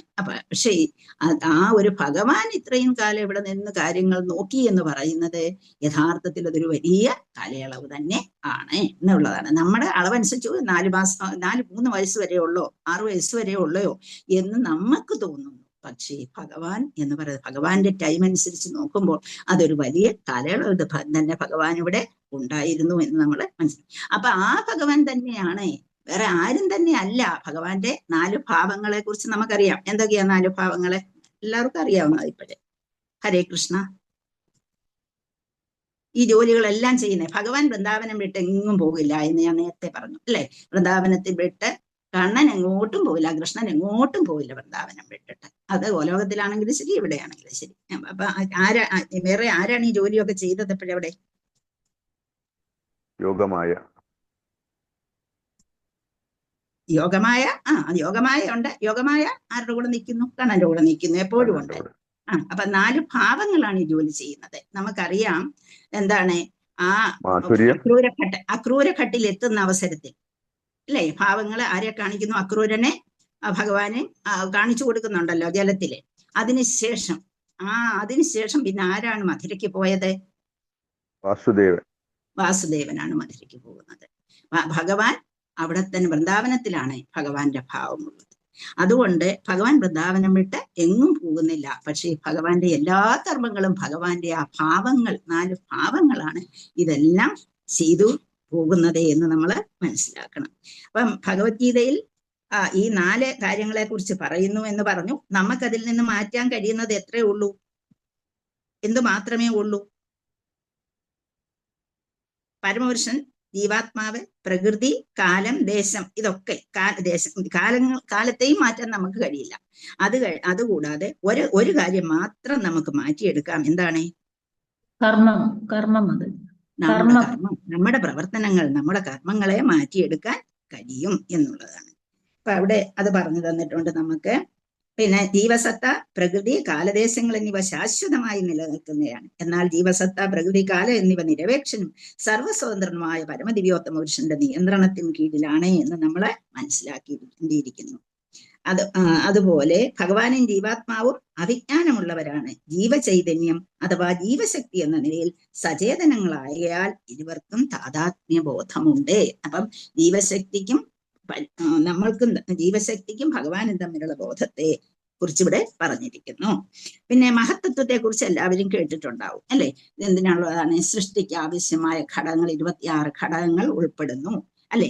അപ്പൊ അങ്ങനെ ഭൗതിക പ്രകൃതിക്ക് വിധേയമായി നിൽക്കുന്ന ജീവസത്ത ഭഗവാനിൽ നിന്നും വിഭിന്നനാണെന്ന് നമ്മൾ തെറ്റിദ്ധരിക്കുന്നു. ഞാൻ ഭഗവാനുമായിട്ട് അതിൽ നിന്ന് മാറി നിൽക്കുകയാണെന്ന് തെറ്റിദ്ധരിച്ചുകൊണ്ട് നമ്മൾ നമ്മുടേതായ പ്രവർത്തനങ്ങളെല്ലാം നടപ്പാക്കാൻ ശ്രമിച്ചു കൊണ്ടിരിക്കുന്നു എന്നാണ് ഇവിടെ പറഞ്ഞു തന്നിട്ടുള്ളത്. അപ്പൊ അങ്ങനെ നമ്മൾ എന്തായി മാറും? നമ്മുടെ സ്വതന്ത്രമായി നമുക്ക് ജീവിക്കണം, നമ്മുടെ ഇഷ്ടങ്ങൾ, നമ്മുടെ കാര്യങ്ങൾ നോക്കി നടക്കണം. ഈ ചിന്തയിലേക്ക് പോകുമ്പോൾ നമ്മൾ എന്ത് ചെയ്യും? നമ്മുടെ ഇഷ്ടത്തിനനുസരിച്ച് നമ്മൾ പോകുന്നു. അതുപോലെ നമുക്ക് കർമ്മഫലവും വന്നു ചേരുന്നു. പിന്നെ ഭഗവാനിൽ ആനന്ദം കണ്ടെത്തുന്നത് സത്യമാണ്. അതേസമയം ജീവാത്മാക്കളിൽ ആനന്ദം കണ്ടെത്തുന്നത് അഭിലാഷപൂർണമായ വെറും മനോരഥം അല്ലെങ്കിൽ കാമം മാത്രമാണെന്ന് ശ്രീല പ്രഭുപാദർ പറഞ്ഞിട്ടുണ്ട്. നമ്മൾ സന്തോഷിക്കണമെന്നുണ്ടെങ്കിൽ അത് ഭഗവാനെ ഡിപ്പെൻഡ് ചെയ്തുകൊണ്ട് സന്തോഷിക്കാൻ ശ്രമിക്കുക. അല്ലാതെ നമ്മൾ മറ്റുള്ളവരെ ഡിപ്പെൻഡ് ചെയ്തുകൊണ്ട് നമ്മുടെ ഈ ഭൗതിക പ്രകൃതി, അവരും ഭൗതിക പ്രകൃതിയിൽപ്പെട്ടതാണ്, നമ്മളും ഭൗതിക പ്രകൃതിയിൽപ്പെട്ടതാണ്. നമ്മൾ അവരെ ഡിപ്പെൻഡ് ചെയ്താൽ നമുക്ക് പരാജയം മാത്രം. എന്ന് വെച്ചാൽ കുറച്ചു നാളത്തേക്ക് ചിലപ്പം കുറച്ച് പണപരമായിട്ട് പണത്തിന് വേണ്ടിയിട്ട് നമ്മൾ ഡിപ്പെൻഡ് ചെയ്യുമ്പോൾ പണം കിട്ടിയെന്നിരിക്കും, അത് കിട്ടിയെന്നിരിക്കും, കുറച്ച് ഈ ഭൗതികപരമായ ഉന്നതി ഉണ്ടായെന്നിരിക്കാം. പക്ഷേ അതും ഭഗവാന്റെ കയ്യിൽ തന്നെയാണ് എന്ന് നമ്മൾ മറക്കാതിരിക്കുക. അപ്പം അവബോധത്തിലുള്ള ഒരു ഭേദം നമ്മളും ഭഗവാനും തമ്മിലുണ്ട്. അത് നമ്മളിവിടെ പറഞ്ഞു. പിന്നെ അടുത്തതായിട്ട് പ്രധാനമായിട്ടുള്ള പോയിന്റ്, ഭഗവാനെയും ജീവാത്മാക്കളെയും സനാതനർ അഥവാ ശാശ്വതരെന്നാണ് വിവരിച്ചിരിക്കുന്നത്. അതിന്റെ കാരണവും നമ്മളിവിടെ പറഞ്ഞു കഴിഞ്ഞു. പിന്നെ ഭഗവാന്റെ സനാതനമായ അസ്തിത്വത്തിൽ വസിക്കാൻ ജീവാത്മാവിനെ ക്ഷണിക്കുന്നു. നമ്മളെ ഓരോരുത്തരെയും ഭഗവാൻ വിളിച്ചുകൊണ്ടിരിക്കുകയാണ്. എവിടെ പോകാനായിട്ട്? ഭഗവാന്റെ ആ അസ്തിത്വത്തിലേക്ക്, സനാതനമായ അസ്തിത്വത്തിലേക്ക്. അവിടുന്ന് വിട്ടതാണല്ലോ നമ്മളെ. അപ്പൊ തിരിച്ച് കൊണ്ടുപോകേണ്ട ബാധ്യതയും അദ്ദേഹത്തിനുണ്ട്. അതുകൊണ്ട് അവിടുന്ന് എപ്പോഴും നമ്മളെ വിളിച്ചുകൊണ്ട് ഇരിക്കുന്നു ജീവാത്മാവിന്. പക്ഷേ നമുക്ക് അങ്ങോട്ട് പോകാൻ ഇഷ്ടമില്ല എന്നുള്ളതാണ് സത്യം. ഞാൻ അതിനൊരു കഥ പറഞ്ഞിട്ടുണ്ട്. ആർക്കെങ്കിലും ഓർമ്മയുണ്ടോ? നമ്മൾ പോകാതിരിക്കുന്ന, നമ്മൾ വിട്ടുകൾ സുഹിക്കണം, നമ്മളെ തിരിച്ചു പോകാൻ നമുക്ക് ഇഷ്ടമില്ല. ആരുടെ കഥയാ പറഞ്ഞിട്ടുള്ളത്? പല പ്രാവശ്യം ഇന്ദ്രന് പന്നിയായിട്ട് ഇവിടെ വന്നിട്ടുള്ളതിന്റെ കഥ. അപ്പൊ അങ്ങനെ വിളിച്ചുകൊണ്ടിരുന്നാൽ നമ്മൾ തിരിച്ചു പോവില്ല. നമുക്ക് ഇപ്പോഴും എന്താണ്? നമുക്ക് ഇവിടെ ജീവിക്കണമെന്നാണ് നമ്മളുടെ ഓരോരുത്തരുടെയും വിചാരം. അപ്പൊ സനാതനം, ഈ പദ്ധതിയെ കുറിച്ച് നമുക്ക് പഠിപ്പിച്ചു തരുന്ന പ്രവർത്തന പദ്ധതിയാണ് സനാതന ധർമ്മം എന്ന് പറയുന്നത്. അപ്പം ഇവിടെ നമ്മുടെ ഈ കാര്യങ്ങൾ നമ്മളെ കുറിച്ച് കൂടുതലായിട്ട് അറിയണമെങ്കിൽ എങ്കിൽ ആ സനാതന ധർമ്മത്തെ വിശ്വസിക്കുന്നവർക്ക് അത് കൂടുതലായി മനസ്സിലാക്കാൻ കഴിയുള്ളൂ. ജാതിയോ മതമോ ഒന്നും അവിടെ ഒരു പ്രശ്നമല്ല. ആ ധർമ്മം എന്താണ് എന്ന് മനസ്സിലാക്കാൻ ഇന്ന് നമ്മളെക്കാൾ കൂടുതൽ മറ്റുള്ളവരത് മനസ്സിലാക്കുന്നുണ്ട് എന്നുള്ളതാണ്. അപ്പൊ സനാതന ധർമ്മത്തെ കുറിച്ച് വിശ്വസിക്കാൻ ശ്രമിക്കണം എന്നുള്ളതാണ് ഇവിടെ പറഞ്ഞു തരുന്നത്. പിന്നെ ഭക്തിയുത സേവനത്തെ കുറിച്ച് അത് നമ്മൾക്ക് ഇപ്പൊ പറയേണ്ട കാര്യമില്ല, എന്നും പറയുന്ന കാര്യമാണ്. നമ്മൾ ഭക്തി അതീന്ദ്രിയ സാക്ഷാത്കാരം വരെയുള്ള ഭക്തിയുത സേവനം വളരെ ഘട്ടം ഘട്ടമായി നമ്മൾ നിർവഹിക്കേണ്ടതുണ്ട് എന്നാണ് പറഞ്ഞത്. അപ്പൊ ഭൗതിക വ്യക്തിത്വത്തിന്റെ തെറ്റിദ്ധാരണയിൽ നിന്നും സ്വതന്ത്രമാകുന്ന കർമ്മ പദ്ധതിയുടെ വ്യത്യസ്ത ഘട്ടങ്ങൾ നമ്മളിലുണ്ട്. കാരണം നമ്മുടെ മനസ്സിന്റെ മാറ്റം എപ്പോഴാണ് മനസ്സ് മാറുന്നതെന്ന് പറയാൻ കഴിയില്ല. അപ്പൊ അതീന്ദ്രിയ സാക്ഷാത്കാരം വരെ നമ്മൾ ആ ഭക്തിയുത സേവനത്തിൽ അടിയുറച്ച് നിൽക്കണം എന്നുള്ളതും ഇവിടെ പറഞ്ഞു തന്നിട്ടുണ്ട്. പിന്നെയും മനസ്സിനെ ക്രമേണ പരിശുദ്ധമാക്കി എടുക്കണം. അങ്ങനെ നമ്മൾ ജ്ഞാനാവസ്ഥയിലേക്ക് ഉയർന്നു വരണം എന്നാണ് ഇവിടെ പറഞ്ഞിരിക്കുന്നത്. അത് മനുഷ്യർക്കേ സാധ്യമാവുകയുള്ളൂ എന്നുള്ളതാണ്. അപ്പൊ ജ്ഞാനാർജനത്തിനുള്ള പരിശുദ്ധാവസ്ഥ ഭക്തിയുത സേവനത്തിൽ അതിന്റെ അടിസ്ഥാനത്തിലുള്ളതാണ് എന്നുള്ളതാണ്. അപ്പൊ ജ്ഞാനം ഏറ്റവും അത്യാവശ്യമാണ്. നമ്മൾ ഈ ജീവിതത്തിൽ നിന്നുള്ള കഷ്ടപ്പാടിൽ നിന്നുള്ള യഥാർത്ഥമായ പരിഹാരം നമുക്ക് ബോധ്യമാകുമ്പോൾ നമ്മൾ ഭക്തിയുത സേവനത്തിൽ പൂർണ്ണമായും അവസ്ഥിതനായി മാറുകയും ചെയ്യും. എന്തൊക്കെയാണ് 9 കാര്യങ്ങളെ കുറിച്ച് നമ്മൾ പഠിച്ചു? ഏതൊക്കെയാ? ആർക്കെങ്കിലും ഓർമ്മയുണ്ടോ? ഭഗവാനിലേക്ക് എത്താൻ, പ്രേമാവസ്ഥയിലേക്ക് എത്താനുള്ള ഘടകങ്ങൾ എന്തൊക്കെയായിരുന്നു? ആർക്കും ഓർമ്മയില്ല? പ്രേമാവസ്ഥയിലേക്ക് എത്തുന്നതിനുള്ള കാര്യങ്ങൾ നമ്മൾ എവിടെ എത്തണം? നമ്മൾ ഏതെല്ലാം രീതിയിൽ വേണം? ശ്രദ്ധ, ഭജനക്രിയ. അതോ ശ്രദ്ധ, ഭജനക്രിയ, അനർത്ഥ നിവൃത്തി, അല്ലെ? എവിടെ എത്തിച്ചേരും? നമ്മളെ പ്രേമാവസ്ഥയിലേക്ക് എത്തിച്ചേരും. നമ്മൾ 14 കാര്യങ്ങൾ പിന്നെയും പഠിച്ചു. 9 ആദ്യം പഠിച്ചു. പിന്നെ പ്രഹ്ലാദ് മഹാരാജ പറഞ്ഞു തന്ന 9 കാര്യങ്ങൾ പഠിച്ചു. പഠിക്കാത്തൊന്നുമില്ല, നമ്മളെല്ലാം പഠിച്ചു കഴിഞ്ഞു. പിന്നെ ഭൗതിക വസ്തുവിന്റെ അതുപോലെ ബാഹ്യാവരണമായ മനസ്സും ശരീരവും ഒരു നിശ്ചിത കാലയളവിലേക്കായി ദുരിതസമ്പൂർണമായ മറ്റൊരു ഭൗതികാസ്ത്രത്തിലേക്ക് മാറുന്നുവെന്നും അതെല്ലാം നമുക്കറിയാം. നമ്മളിപ്പം പഠിച്ചതുകൊണ്ട്, ഭഗവത്ഗീത വായിച്ചതുകൊണ്ട് നമുക്കറിയാം. നമ്മുടെ ശരീരം ദുരിതസമ്പൂർണമായ നമ്മുടെ ഈ ശരീരത്തിൽ നിന്ന് വിട്ട് കർമ്മത്തിലേക്ക് പോകുന്നു. അപ്പം ആ ഒരു ഭൗതിക ശരീരത്തിൽ നിന്ന് മറ്റൊരു ഭൗതിക ശരീരത്തിലേക്ക് പരിവർത്തനം ചെയ്യപ്പെടുന്നു എന്ന് തെളിയിക്കപ്പെട്ടിട്ടുള്ളതാണ് എന്നിവിടെ പറഞ്ഞു. അപ്പൊ ഈ അപ്പോൾ നമ്മളിൽ ഉണ്ടാകുന്ന എല്ലാ ക്ലേശങ്ങളെ കുറിച്ചും അതില്ലാതാക്കുന്നത് എങ്ങനെയെന്നതിനെ കുറിച്ചും നമ്മൾ ഭഗവത്ഗീത മനസ്സിരുത്തി വായിച്ച് മനസ്സിലാക്കിയാൽ നമുക്ക് മനസ്സിലാക്കാൻ കഴിയും. അങ്ങനെ ഭഗവാൻ കുരുക്ഷേത്ര യുദ്ധഭൂമിയിൽ അർജുനന് കൊടുത്ത ഈ വിജ്ഞാനത്തെ അർജുനൻ അഭയം പ്രാപിക്കുന്നതാണ് നമ്മളിവിടെ കാണുന്നത്. ആദ്യമേ അദ്ദേഹം അല്പനേരത്തേക്ക് വികാരവിക്ഷുബ്ധനായി മാറിയെങ്കിൽ ഇപ്പോൾ അദ്ദേഹം അതിനെ അഭയം പ്രാപിക്കുന്നത് നമ്മളിവിടെ കാണുന്നു. അതാണ് ഈ ശ്ലോകത്തിൽ പറഞ്ഞത്. അപ്പൊ നമുക്ക് 28ാമത്തെ ശ്ലോകത്തിലേക്ക് പോകാം. ഇത് വളരെ പ്രധാനപ്പെട്ട കാര്യങ്ങളാണ് ഇതിനകത്ത് പറഞ്ഞു തന്നിട്ടുള്ളത്. ആ പാർട്ട് അത് ശ്രദ്ധയോടുകൂടി ഒന്ന് വായിച്ചു നോക്കുക. ചിലപ്പോൾ നമ്മുടെ സ്വഭാവവും നമ്മുടെ മനസ്സിലുണ്ടാകുന്ന വികാരങ്ങളും വിചാരങ്ങളും ഒക്കെ ചിലപ്പോൾ കുറച്ചൊക്കെ മാറിക്കിട്ടും എന്നുള്ളതാണ് അതിൽ നിന്ന് മനസ്സിലാക്കാൻ കഴിയും. ഇപ്പൊ 28ാമത്തെ ശ്ലോകം. അപ്പൊ അർജുനൻ അതിൽ നിന്ന് മാറി അർജുനൻ എവിടേക്ക് വരുന്നു? തനിക്ക് തന്ന ഉപദേശങ്ങളിലേക്ക് വരുന്നു. ആ ഉപദേശം മറ്റൊന്നുമല്ല, ഭഗവാൻ തന്നെയാണ് എന്ന് അദ്ദേഹം മനസ്സിലാക്കിക്കൊണ്ട് തിരിച്ചു വരുന്ന ഇതാണ് നമ്മളിവിടെ കാണുന്നത്. ഇപ്പൊ സൂത ഉവാച ഏവം ചിന്തയതോ ജിഷ്ണു കൃഷ്ണപാദ സരോരുഹം സൗഹാർദ്ദേനാദിഗാഠേന ശാന്താസ്വി വിമലാമതീം. ഇപ്പം ഏവം ചിന്തയതോ ജിഷ്ണു കൃഷ്ണപാദ സരോരുഹം സൗഹൃദാനാദിഗാഠേന ശാന്ത ആസീത് വിമലാമതിഃ. ശാന്താസീത് വിമലാമതിഃ. ഏവം ചിന്തയതോ ജിഷ്ണു കൃഷ്ണപാദ സരോരുഹം സൗഹാർദ്ദേനാധിഗാഠേന ശാന്താസീത് വിമലാമതിഃ. സൂത ഉവാച, സൂതൻ പറയുകയാണ്, ഏവം അപ്രകാരം ചിന്തയത ഉപദേശങ്ങളെ സ്മരിച്ചുകൊണ്ടിരുന്ന വേളയിൽ ഭഗവാന്റെ ഉപദേശങ്ങളെ കുറിച്ച് അർജുനൻ സ്മരിക്കാൻ തുടങ്ങി. ആ വേളയിൽ, ആ അവസരത്തിൽ ജിഷ്ണു ഇവിടെ പരമഭഗവാന്റെ കൃഷ്ണപാദ സരോരുഹം, കൃഷ്ണപാദ ശ്രീകൃഷ്ണന്റെ പാദപത്മങ്ങൾ, സരോരുഹം അതാണ് ശ്രീകൃഷ്ണപാദ സരോരുഹം, ശ്രീ ഭഗവാൻ കൃഷ്ണന്റെ പാദ സരോരുഹം, താമരകൾക്ക് സദൃശ്യമായ ആ പാദങ്ങൾ സൗഹാർദ്ദേന എന്ന് വെച്ചാൽ ഭഗവാന് അത്രമാത്രം സൗഹാർദ്ദം അവരിതങ്ങളിൽ ഉണ്ടായിരുന്നു എന്നുള്ളത്. അതിഗാഠേന, ഗാഠ സൗഹൃദത്താൽ എന്ന് വെച്ചാൽ വളരെ ഉറച്ച സൗഹൃദമാണ് ഉണ്ടായിരുന്നത്. ശാന്ത എന്ന് വെച്ചാൽ മനസ്സിനെ സ്വാന്തനം ചെയ്തു. ആസീത് അത് അപ്രകാരമായി തീർന്നു, മനസ്സ് ശാന്തമായി. വിമല ഭൗതിക മാലിന്യങ്ങൾ ലാഞ്ചന പോലും ഇല്ലാത്ത മതി, മനസ്സ് മതി. അപ്പം ഏവം ചിന്തയതോ ജിഷ്ണു, അപ്രകാരം ഭഗവാനെ ഉപദേശങ്ങളെ സ്മരിച്ചു കൊണ്ടിരുന്ന ആ അവസരത്തിൽ, ജിഷ്ണു മീൻസ് ഭഗവാന്റെ കൃഷ്ണപാദ സരോരുഹം, എന്താണ് സ്മരിച്ചു കൊണ്ടിരുന്നത്? ഭഗവാൻ കൃഷ്ണന്റെ പാദസരോജങ്ങളെ സ്മരിച്ചു കൊണ്ടിരുന്ന. അപ്പൊ ആ അന്ന് അദ്ദേഹത്തിനുണ്ടായ ആ മനസ്സ്, ആ ഉറ്റ സൗഹൃദം എന്ന് പറയുന്നത് അദ്ദേഹത്തിന്റെ മനസ്സിനെ ഭൗതിക മാലിന്യങ്ങളെല്ലാം മാറ്റി എന്തായി തീർന്നു? മനസ്സ് സാന്ത്വനപ്പെട്ടു എന്നാണ് ഇവിടെ പറയുന്നത്. അപ്പം അദ്ദേഹത്തിന്റെ ഉറ്റ മൈത്രീ ബന്ധത്താൽ പകർന്നു നൽകിയ ഭഗവത് ഉപദേശങ്ങളിൽ ആമഗ്നനായിരുന്നത്. വിവർത്തനം, ട്രാൻസ്ലേഷൻ സി ഭക്തിവേദാന്ത സ്വാമി ശ്രീല പ്രഭുപാദി കി ജയ്, ഗുരുദേവ് കി ജയ്, പ്രഭുപാദി കി ജയ്. വിവർത്തനം സൂത ഗോസ്വാമി പറയുകയാണ്, അപ്രകാരം ഉറ്റ മൈത്രീ ബന്ധത്താൽ പകർന്നു നൽകിയ ഭഗവത് ഉപദേശങ്ങളിൽ ആമഗ്നനായിരുന്നതിനാലും ഭഗവാന്റെ പാദാരവിന്ദങ്ങളെ സ്മരിച്ചു കൊണ്ടിരുന്നതിനാലും അർജുനന്റെ മനസ്സ് എല്ലാവിധ ഭൗതിക മാലിന്യങ്ങളിൽ നിന്നും മുക്തമായി ശാന്തമായി തീർന്നു എന്നിവിടെ പറഞ്ഞിരിക്കുന്നു. ഹരേ കൃഷ്ണ. ശ്ലോകം ഒന്ന് വായിച്ചോളൂ ഒരാള്.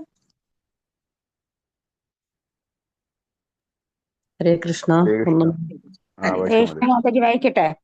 വായിച്ചോളൂ.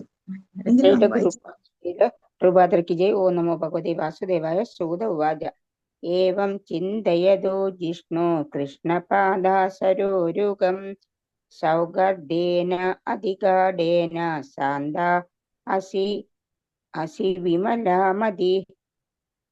അസി വിമലാമതി. ഹരേ കൃഷ്ണ. വായിച്ചോളൂ. ഹരേ കൃഷ്ണ.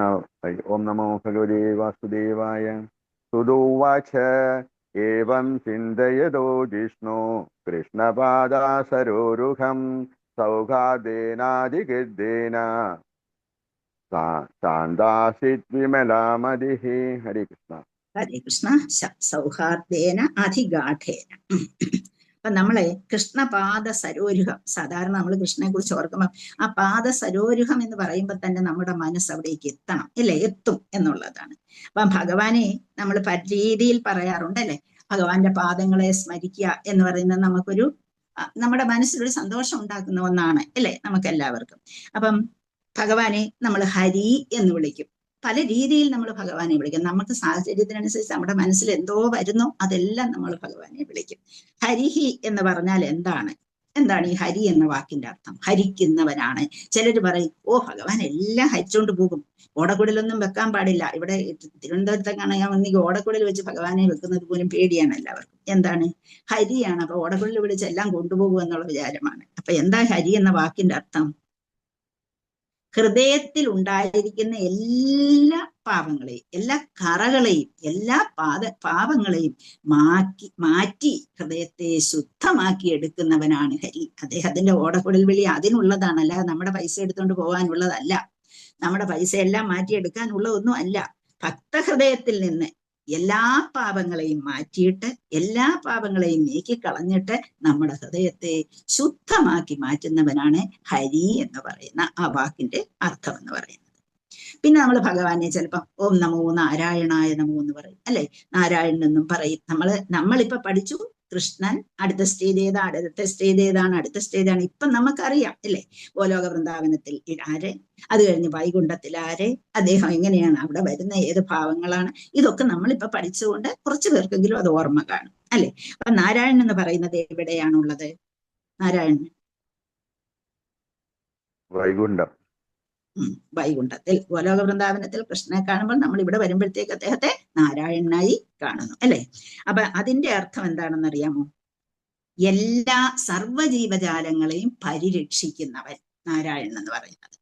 സർവ്വജീവികളെയും സർവ്വജീവജാലങ്ങളെയും പരിരക്ഷിക്കുന്നവൻ കൃഷ്ണൻ ഈ ഓരോരുത്തർക്കായിട്ട് ഓരോ കർമ്മങ്ങൾ ഇങ്ങനെ കൊടുത്തിട്ടുണ്ട്. അപ്പൊ അത് നാരായണൻ എന്ന് പറയും. ഇനി ഹൃഷികേശൻ എന്ന് പറഞ്ഞാൽ എന്താണ്?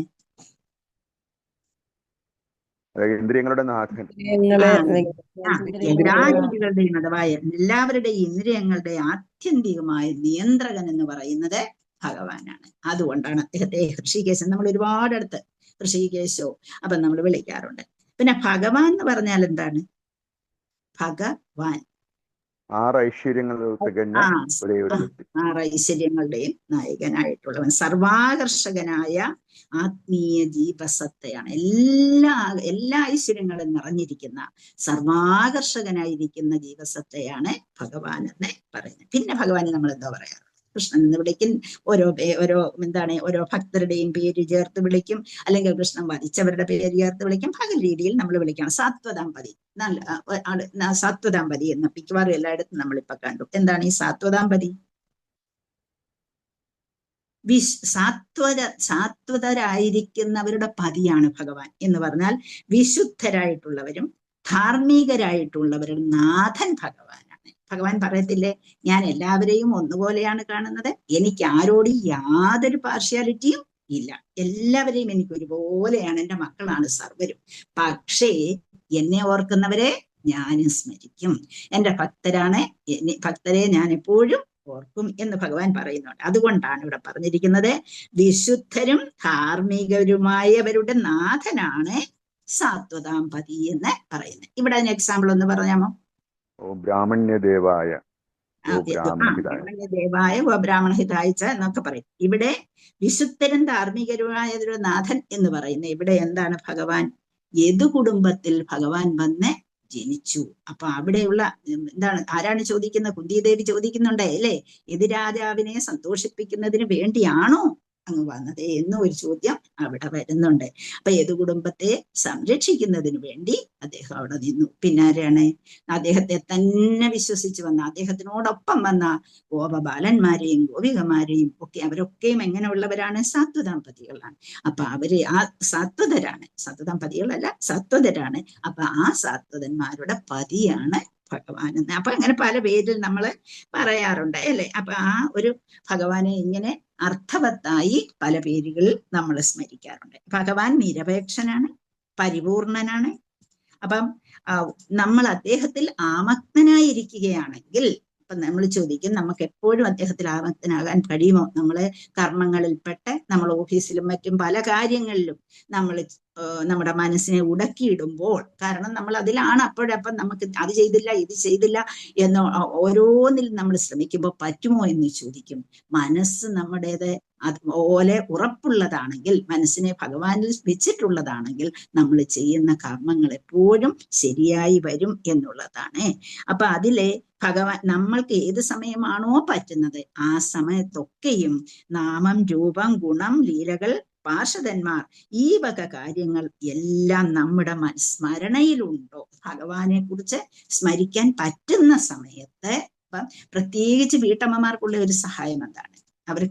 അവർ ജോലി ചെയ്യുന്ന സമയത്ത് എല്ലാം തന്നെ അവരുടെ ജോലി എപ്പോഴും എന്താണ്? ഒന്നുകിൽ വീട് വൃത്തിയാക്കുക, അല്ലെങ്കിൽ കിച്ചണിലുള്ള ആ കാര്യങ്ങൾ ചെയ്യുക, അല്ലെങ്കിൽ ഭഗവാൻ സേവ ചെയ്യുക, ഇങ്ങനെയുള്ള കാര്യങ്ങൾ, അല്ലെങ്കിൽ മറ്റു കാര്യങ്ങൾ അവർക്ക് ചെയ്യാവുന്ന കാര്യങ്ങൾ, അതൊക്കെ ചെയ്യുമ്പോൾ നമുക്ക് ഭഗവാനെ കുറിച്ച് ഓർക്കാൻ കഴിയുമെന്നുള്ളതാണ്. ഭഗവാന്റെ നാമരൂപ ഗുണലീലകൾ അല്ലെങ്കിൽ പാർഷദന്മാർ, ഇവയെ കുറിച്ചൊക്കെ പല കാര്യങ്ങളും നമ്മുടെ മനസ്സിലേക്ക് വരാൻ നമ്മൾ ശ്രമിക്കണം, നമ്മൾ ശ്രദ്ധിക്കണം, എന്നാലേ വരികയുള്ളൂ. അല്ലെങ്കിൽ മായാദേവി നമ്മളെ പിടിച്ചുകൊണ്ട് എവിടെല്ലാം കൊണ്ടുപോകും നമുക്കറിയാമല്ലോ. നമ്മൾ അവരുടെ കയ്യിൽ പെട്ട് കഴിഞ്ഞാൽ നമ്മൾ പറന്ന് നമ്മൾ കേട്ടിട്ടില്ലാത്തതും കണ്ടിട്ടില്ലാത്തതുമായിട്ടുള്ള മേഖലകളിലേക്ക് നമ്മൾ അങ്ങ് പോകും. അതിൽ നിന്ന് നമുക്ക് രക്ഷ നേടാൻ നമുക്ക് ഇത് മാത്രമേ സഹായകമായിട്ട് ഉള്ളൂ. അപ്പൊ ഇവിടെ കുരുക്ഷേത്ര യുദ്ധഭൂമിയിൽ ഭഗവാൻ അർജുനന് പകർന്നു നൽകിയ ഉപദേശങ്ങളെ കുറിച്ച് അർജുനൻ ഇവിടെ സ്മരിക്കാൻ തുടങ്ങി. ആ ഉപദേശങ്ങൾക്ക് മാത്രമേ അർജുനന്റെ മനസ്സിലെ ഭൗതിക മാലിന്യങ്ങളെ ഇല്ലാതാക്കാൻ സാധിക്കുകയുള്ളൂ അപ്പൊ ഇവിടെ പറഞ്ഞു തന്നിരിക്കുന്നു ഭഗവാൻ സൂര്യനെ പോലെയാണ്. അപ്പൊ സൂര്യൻ എന്ത് ചെയ്യുന്നു? അന്ധകാരം നേരം വെളുത്തു, ഇപ്പം അന്ധകാരം എല്ലാം പോയി കഴിഞ്ഞു. അഥവാ അജ്ഞയുടെ തൽക്ഷണ ദൂരീകരണത്തെ അർത്ഥമാക്കുന്നു. അപ്പൊ നമ്മുടെ മനസ്സിലുള്ള അന്ധതയെ, അജ്ഞാനത്തെ നീക്കി നമ്മളിലേക്ക് പ്രകാശം കൊണ്ടു തരുന്നതിന് സഹായകമായി ഭവിക്കുന്നു എന്നുള്ളതാണ്. അപ്പം ഭക്ത മനസ്സിൽ ഭഗവാന്റെ ആവിർഭാവത്തിന് ഉടനടി ക്ലേശഭരിതമായ ഭൗതിക ഫലങ്ങളെ അകറ്റുവാൻ കഴിയുന്നു. ആകയാലാണ് ഭൗതിക ലോകത്തിലെ എല്ലാവിധ മാലിന്യങ്ങളിൽ നിന്നുള്ള സംരക്ഷണത്തിനായി നമുക്ക് എന്താ നമ്മളോട് പറഞ്ഞിരിക്കുന്നത്? സദാസമയം അല്ലെ കീർത്തനീയ സദാഹരി എന്നാണ് പറഞ്ഞിരിക്കുന്നത്. അപ്പൊ ഭഗവത് നാമം ഉച്ചരിക്കുവാൻ ഉപദേശിച്ചത് നമുക്ക് പറ്റുന്ന സമയം എപ്പോഴുണ്ടോ ആ സമയമെല്ലാം നമ്മുടെ കീർത്തനീയ സദാഹരി എന്നതിൽ വിശ്വസിച്ചിരിക്കണം എന്നുള്ളതാണ്. കാരണം 24 മണിക്കൂറും പറ്റുമോ എന്ന് ചോദിക്കുന്നവരാണ് 99% ആൾക്കാരും. അപ്പൊ അവർക്ക് എത്രമാത്രം പറ്റുന്നു ആ രീതിയിൽ അവര് അവിടെ മനഃശാന്തിക്ക് വേണ്ടി ശ്രമിക്കണം എന്നാണ്. അതിൽ നിന്ന് മാത്രമേ അതീന്ദ്രിയ പരമാനന്ദത്തിന്റെ പ്രഭവ കേന്ദ്രം തന്നെ അതാണ്. അങ്ങനെ ആ രീതിയിലേക്ക് നമ്മുടെ മനസ്സിനെ കൊണ്ടുപോകാൻ നമ്മൾ ശ്രമിക്കണം. അല്ലാതെ നമുക്ക് ഒത്തിരി ജ്ഞാനം നേടണം എന്നുള്ള ചിന്താഗതിയിലല്ല. കൂടുതൽ നമ്മൾ ഈ പഠിക്കുന്നതൊക്കെയും എന്തിനാണെന്ന് ഇപ്പൊ ചോദിക്കും. എന്തിനാണ് ഭാഗവതം പഠിക്കുന്നത്, അല്ലെങ്കിൽ ഭഗവത്ഗീത പഠിക്കുന്നത് എന്തിനാണ് എന്ന് ചോദിച്ചാൽ കാര്യങ്ങളെ വേണ്ട വിധത്തിൽ മനസ്സിലാക്കി ആ പാദപത്മങ്ങളുടെ പ്രയോജനം എന്താണ്, ആ ഭഗവാനെ ശരണം പ്രാപിച്ചാൽ എങ്ങനെ ശരണം പ്രാപിക്കണം, ശരണം പ്രാപിച്ചാൽ എന്താണ്, ഈ വക കാര്യങ്ങൾ മനസ്സിലാക്കി ഭഗവാൻ ആരാണെന്നറിയണം, നമ്മൾ ആരാണെന്നറിയണം, പ്രകൃതി ആരാണെന്നറിയണം, നമ്മളെ ബാധിക്കുന്ന 3 കാര്യങ്ങൾ എന്തൊക്കെയാണെന്നറിയണം. ഈ വക കാര്യങ്ങളൊക്കെ മനസ്സിലാക്കിയെങ്കിലേ നമ്മുടെ മനസ്സുറച്ചതിലേക്ക് വരത്തുള്ളൂ. അല്ലെങ്കിൽ വെറുതെ കാണാതെ പഠിച്ച തത്തമ്മയെ പൂച്ച പിടിച്ചൻ പഠിച്ചതുപോലെ നമ്മൾ ബൈഹാർട്ട് ചെയ്തു വെച്ചാൽ കുട്ടി അറിയാം, എക്സാമിനൊക്കെ പോകുമ്പോൾ അറിയാം, ഒരർത്ഥവും മനസ്സിലാക്കാതെ കാണാതെ പഠിച്ചു കൊണ്ടുപോകുന്നത്. ഒരിടത്ത് മനസ്സൊന്ന് കുടുങ്ങിപ്പോയാൽ തീർന്നു. അത് പിന്നെ ശരിക്കും നമുക്ക് ആ പരീക്ഷ എഴുതി എടുക്കാൻ കഴിയുകയില്ല. അപ്പൊ കുട്ടികളെ എത്ര അങ്ങോട്ട് പഠിപ്പിച്ച് വിട്ടാലും ശരി, അതവർ വെറും ബൈഹാർട്ടാണെങ്കിൽ അത് മനസ്സിലാക്കി കൊണ്ടുപോയെങ്കിൽ മാത്രമേ അവർക്കത് പ്രയോജനപ്രദമാകുകയുള്ളൂ. അപ്രകാരം അങ്ങനെ മനസ്സിനെ ട്രെയിൻ ചെയ്യാൻ വേണ്ടിയാണ് ഞാൻ ആരാണ് ഭഗവാൻ എന്തിനാണ് ഈ 2nd ചാപ്റ്റർ ഇത്രയും ഇതായിട്ട് എല്ലാ കാര്യങ്ങളും സർവ്വതും പറഞ്ഞു തന്നത് എന്തിനാണ് എന്ന് ചോദിക്കുക. അതിനകത്ത് ആ 2nd ചാപ്റ്ററിൽ ഇല്ലാത്ത ഒരു കാര്യമില്ല. അതിനകത്ത് എല്ലാ കാര്യവും പറഞ്ഞു തന്നിട്ടുണ്ട്.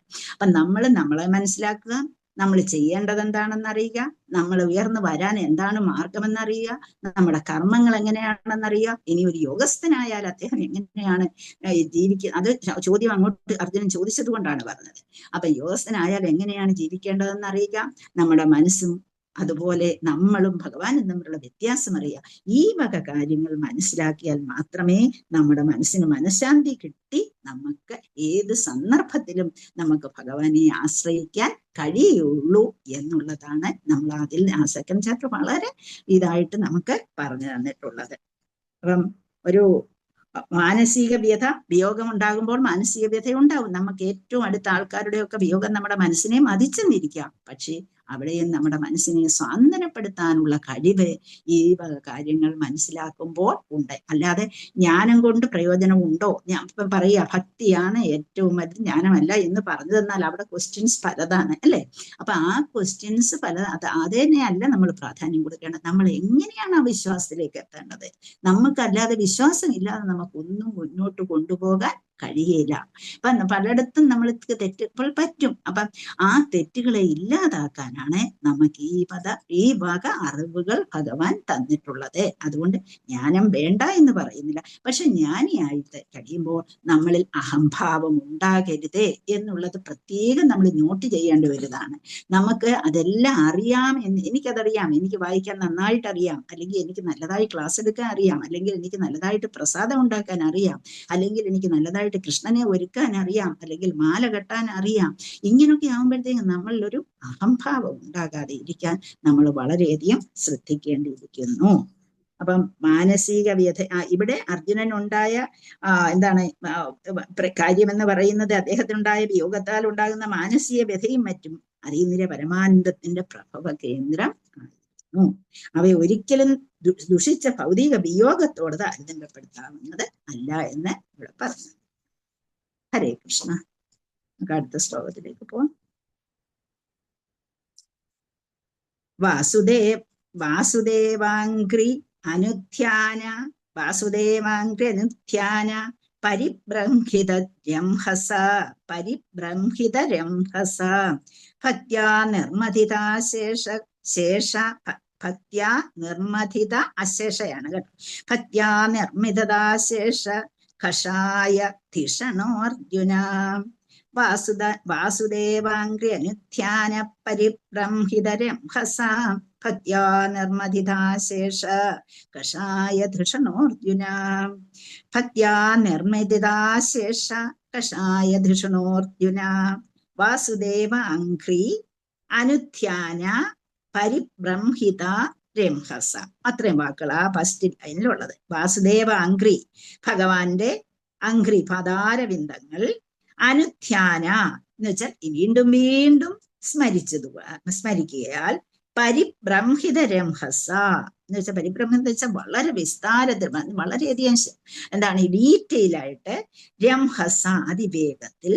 ഇനി ഭക്ത്യാ നിർമ്മതിതാശേഷ ഭക്തിയിൽ നിർമ്മതിത എന്ന് വെച്ചാൽ അതിനെ വീണ്ടും വീണ്ടും വീണ്ടും വീണ്ടും എന്ത് ചെയ്യാണ് വിശേഷിപ്പിച്ച് അതിവേഗത്തിൽ കൊണ്ടുവന്നിട്ട് ആ നിർമ്മതിത അശേഷ അനന്തമായിട്ട് കഷായ അത് മാർഗമാക്കി, കഷായമാക്കി. നമ്മൾ കഷായം കുടിക്കുക ആശ്രമം മറയ്ക്കാൻ, ഇവിടെ അതേ ഒരു കാരണമാക്കിയിട്ട് തിഷണ ആ ബുദ്ധി, ആ ധാരണ, കിട്ടിയ ധാരണ, അർജുനന് ഒരു ധാരണ കിട്ടി എന്നുള്ളതാണ്.